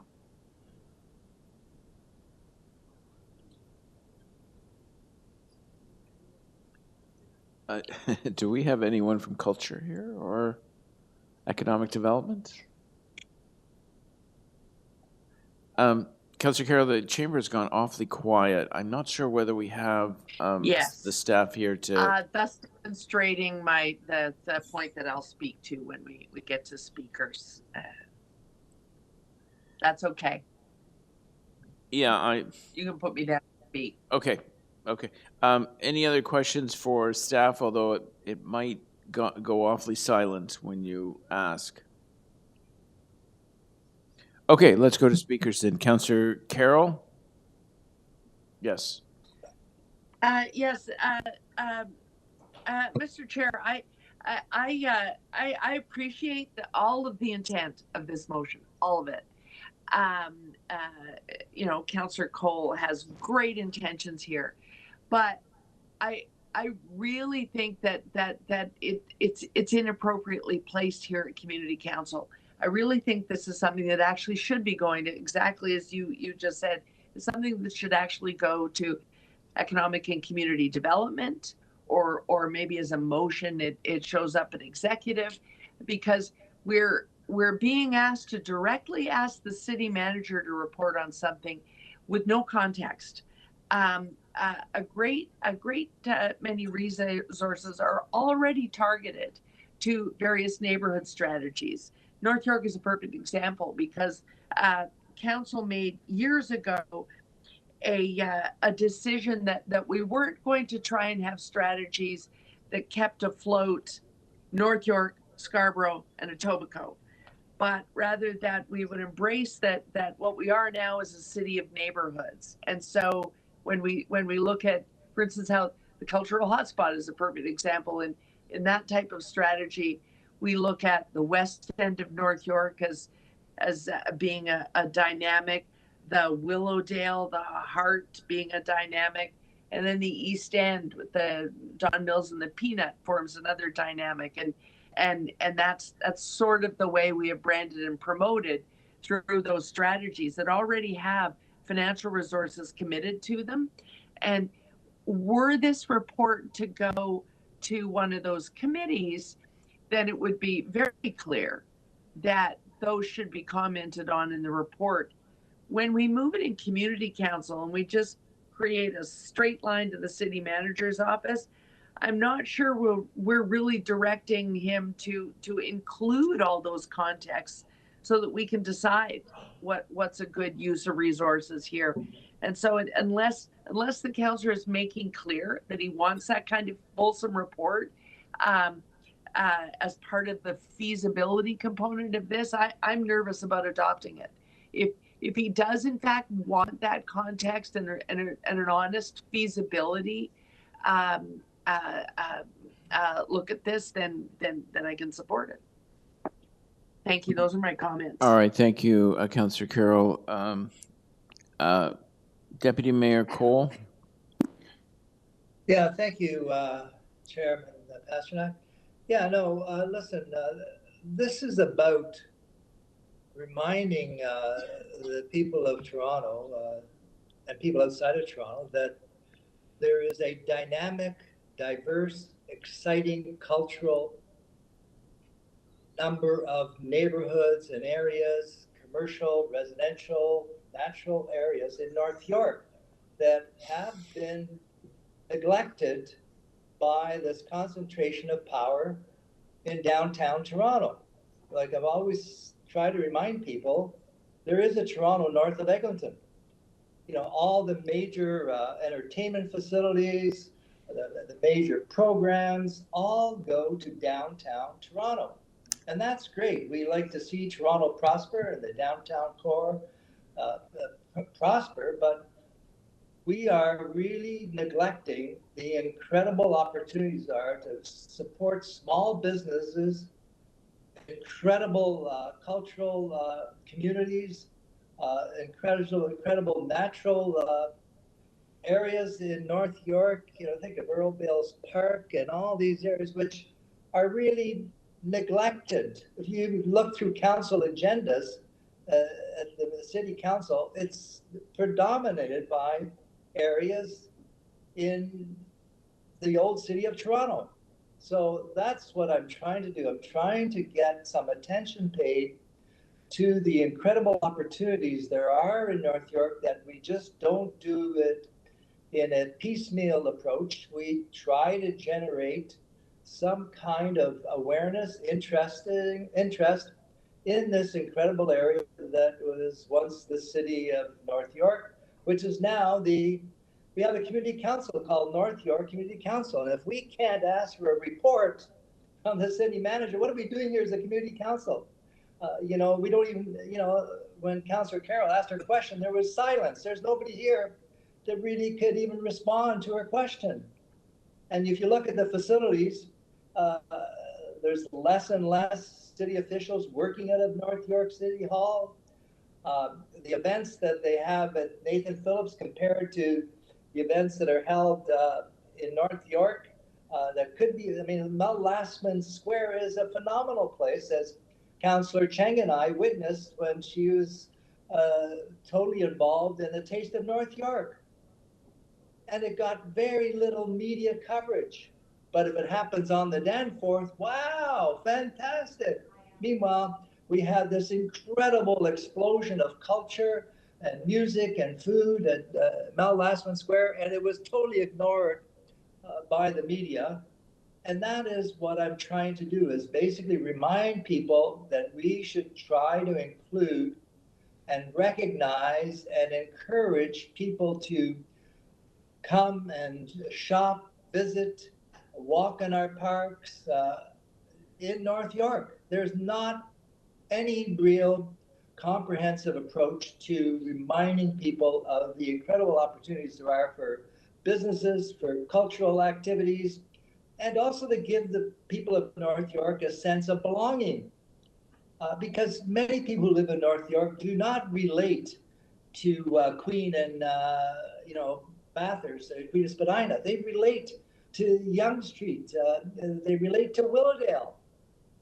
How often do we ever get Willowdale mentioned at City Council? Never, except Councillor Cheng will stand up and talk about Willowdale, thank God. So we've got incredible communities, an incredible diverse part of the city of Toronto that deserves some attention, and it'll benefit not only North York and the people who live here, but it'll benefit the whole city's economy and cultural identity. Especially the cultural richness of North York is beyond belief. The people from all over the world are now calling North York home and investing here, living here, building here. So that's what my timid little modest proposal is, that we get a report from the city manager to see how we can better remind people of this wonderful place called North York. Thank you. Mr. Chair. Thank you. Thank you. I have to raise a point of personal privilege on behalf of staff. Well, usually you raise a point of personal privilege on behalf of yourself. No, actually, Councillor, if you review our binder, you'll find that you can raise it on behalf of a colleague. You can also raise it on behalf of staff. All right. Councillor Carroll, what's your point of privilege? On a point of personal privilege, I'm sorry, but on behalf of staff, I take umbrage with framing this as a matter of neglect on the part of staff and a lack of effort when comparing the Taste of the Danforth, which staff have worked very hard with the BIA to build to what it is over a span of time of almost 25 years, to frame that the Taste of North York did not get that coverage due to some form of neglect when the Taste of North York is in year number 1, is really unfair. If the report is about spirit raising and branding, that's one thing. But if it is about demonstrating that there's some form of staff neglect going on, that's a point of privilege. I can support this report request. I said that at the end of my remarks, but I will not stand for it being framed as we need to do this because staff have somehow conducted some form of neglect. That's a point of privilege. Chair Okay. Pasternak, I'm looking at the point of privileges and I don't see it. It says a point of privilege is used to request immediate action on a matter affecting the rights and privileges of council or a committee as a whole, or one or more council or committee members. I don't see any reference to staff. Well, that has been ruled on in the council chamber many times, where staff have been impugned. Councillors have many times had their points of privilege accepted. So I'm asking that it be accepted in this room. If you choose not to, that's fine. That's I've a made different my question, point. and I agree with you, I've Councillor made my Carroll. point. Okay. I agree Okay. with you, Councillor Carroll. It's just the way you presented it was that it was in the points of order and points of privilege, and it's not. Well, that has been the ruling in the council chamber for whatever reason. Perhaps they thought the committee included that. I'm going on past rulings. Thank you. All right. Okay. Okay. So, any other speakers on this item? And is there anyone who has to leave? Do we lose? Is anyone online now leaving at 1:30? Councillor Carroll? That would be me, Mr. Chair. Yep. Okay, we will still have quorum to finish the agenda. All right. Councillor Cheng wanted to speak on this item? Yes, I just want to thank our Deputy Mayor, Cole, for speaking up for North York. I feel sometimes it's hard to garner the attention and investment. We are still working to see if Nuit Blanche will invest in some kind of installation in North York, but it's yet to be confirmed, even with a motion that was passed by Councillor Pasternak at a prior council meeting. We're also trying to meet with Luminato to see. So often we look at a lot of investment downtown, and we want that kind of vibrancy. We certainly have the growth and the population here in North York, and I'm excited about branding this community, especially when there are so many, just like downtown, we have challenges with emptying office towers. And we want people to know that North York is a great choice for investment, for business growth, and for planting your families, as well as for arts and entertainment. So I look forward to what something like this can do for our community. Thank you. Thank you, Councillor Cheng. I'm just going to speak very briefly because the hour is late and we're sort of verging on my afternoon nap. But you know, there is an enormous potential, untapped potential for North York, where we can do more, but we do need the support of the public service. You know, when I came to office 12 years ago, there was no Taste in Manila, there was no Fun Philippines, and there was no Walk for Israel in the area that I represent. Smaller iterations of those took place in other places of the city.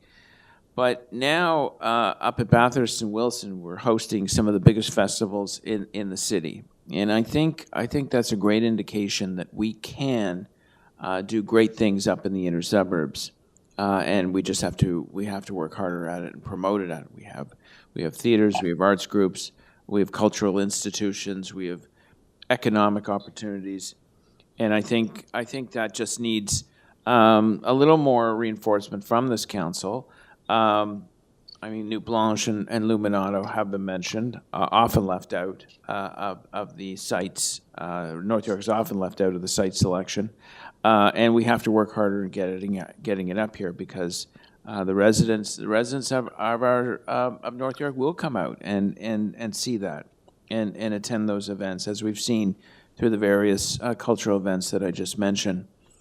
So I'm going to be supporting this motion. It might be it might be a little awkward, but I think it's an important thing that we adopt, and then I'll be supporting it as it moves forward through the report process, and coming back and looking at funding opportunities as well.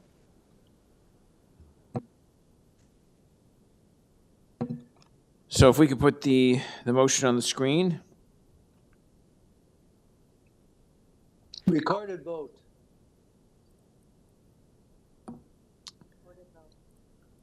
Okay, a recorded vote has been requested.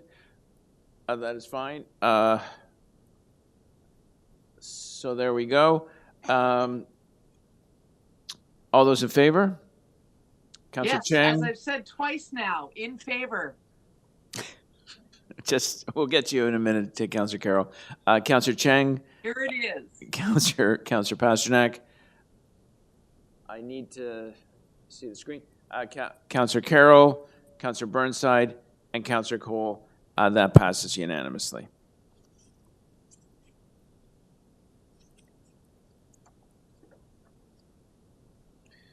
So next item is 33, Maxome Avenue and Wedgwood Drive, Ruth Avenue, always stop control.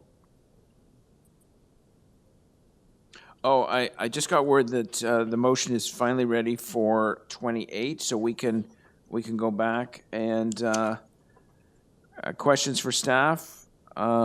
This is 4800 Yonge Street construction staging area. Questions for staff? No questions. No questions for staff.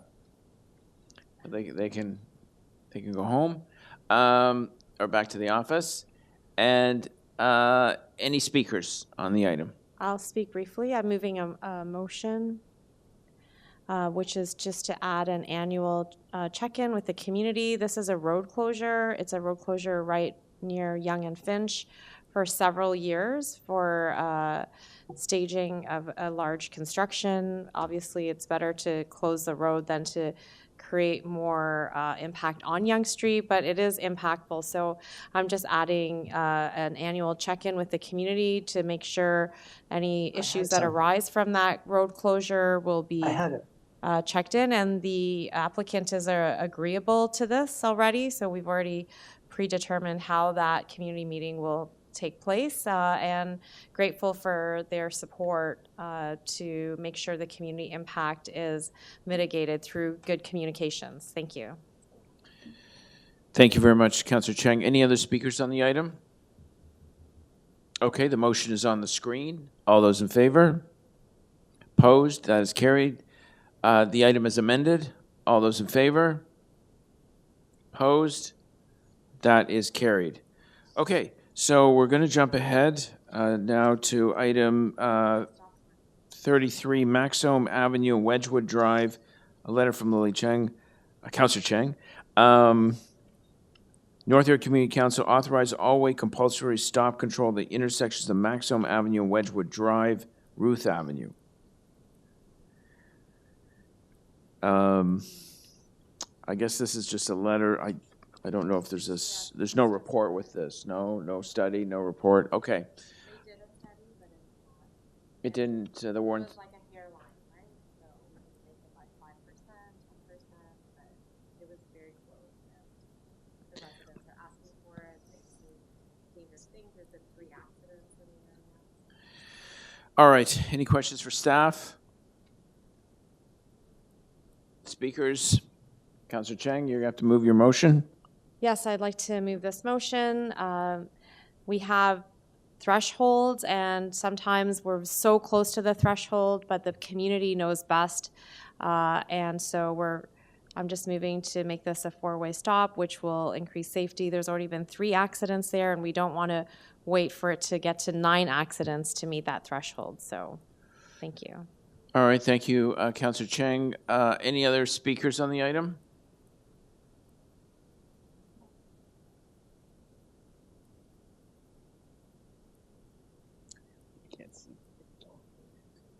Oh, there we go. Okay, now I can see our remote colleagues. Any other speakers on the item?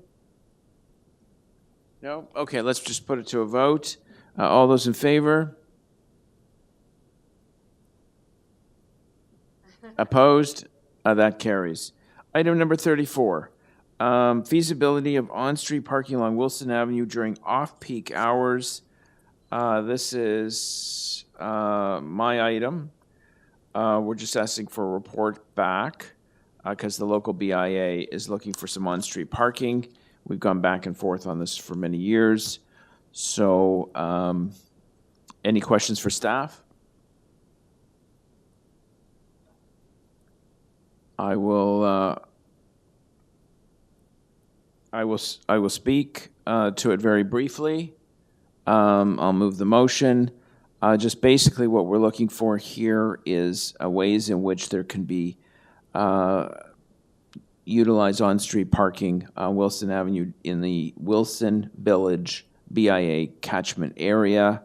Some of the stores and restaurants in the area are greatly concerned because of a lack of parking for customers. So this doesn't firm anything up, but it does ask for a staff report back. Any other speakers on the item? All those in favor? Opposed? That is carried. Number 35, Vanley Crescent, walk-on motion to amend on-street parking regulations. Bless you. This is also my item where we work with staff to create a safer parking environment, a safer vehicle parking area, and they work with us closely. And we met with local businesses to try and figure out what's the best way of having commerce flow and making sure traffic flowed and pedestrians were safe. So any questions for staff?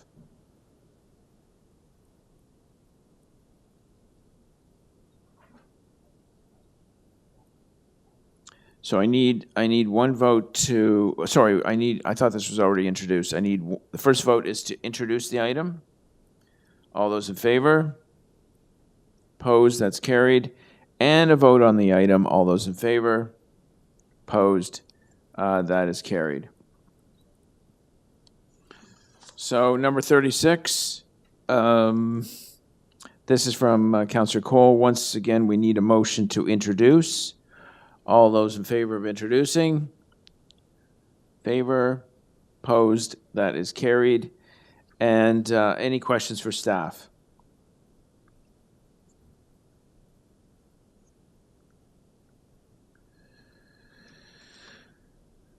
Speakers, Councillor Cole, did you want to move your motion? Yes, again, this is tragic news. Another death by dump truck. This is the 4th dump truck death we've had in Midtown in recent months. And it is really unacceptable that people should be basically horribly killed by these trucks that are on our roads 24/7 as a result of all the construction that's going on in Toronto. Construction on the forever constructing Eglinton crosstown boondoggle there, and also the construction that goes on with all the condo building that's taking place, especially in this Dufferin-Eglinton area. And this is the fourth one that a person has been killed. I had another death at Lawrence and Marley Avenue. Again, elderly gentleman run over by a dump truck. 2 weeks ago, or 3 weeks ago, we had another senior citizen killed by a dump truck at Mount Pleasant and Davisville. And so it goes on, and not to mention one a couple of years ago where a caregiver was run over and killed by a dump truck on Yonge and Erskine. So how many more of these deaths do we have to accept before we do something? So that's why I'm asking for a report on this accident here and how it happened, how we might be able to avoid it, as there's physical, structural problem with the light, with the signals, with the no left-hand turn prohibitions, whatever it is. And at the same time, council last time, I moved a motion successfully to have the government of Canada wake up and require dump trucks to have motion sensor technology on their trucks, which they don't have. So all of our cars have it, yet these giant dump trucks have no motion sensor technology. It might be able to save lives, but we can't do anything about that. It's the Federal Transportation Board that makes that decision, but by the time they ever decide, who knows, and they'll get lobbied by the trucking industry and the contractors not to do it. So I just hope we can continue to advocate for safety on our roads, and this report may help find out what we could do in the interim to save some lives and stop these deaths by dump truck. Thank you. Thank you, Deputy Mayor. Any other speakers on the item? Okay. All those in favor? Opposed? That is carried. And we're going to do the bills, and then we adjourn.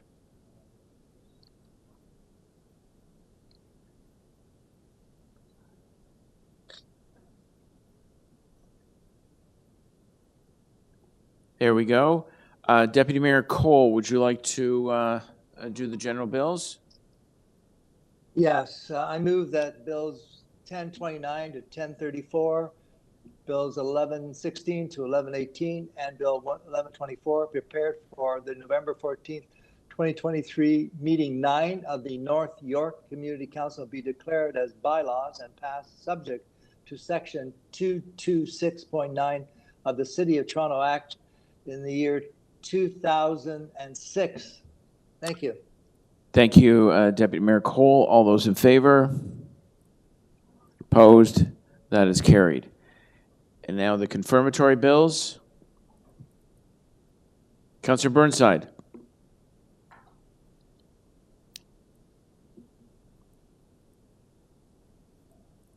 Confirmatory bills to confirm the legislative proceedings of the North York Community Council acting under delegated authority at meeting 9 on November 14th, 2023 be declared as bylaws and passed subject to section 226.9 of the City of Toronto Act 2006. Good night, everybody. Thank you very much, Councillor Burnside. All those in favor? Opposed? That is carried. That concludes our business for today. Thank you very much, colleagues, councillors, clerks, city staff, members of the public viewing, and of course, our deputants. So enjoy the rest of the day. Be safe. Yes, and don't forget North York.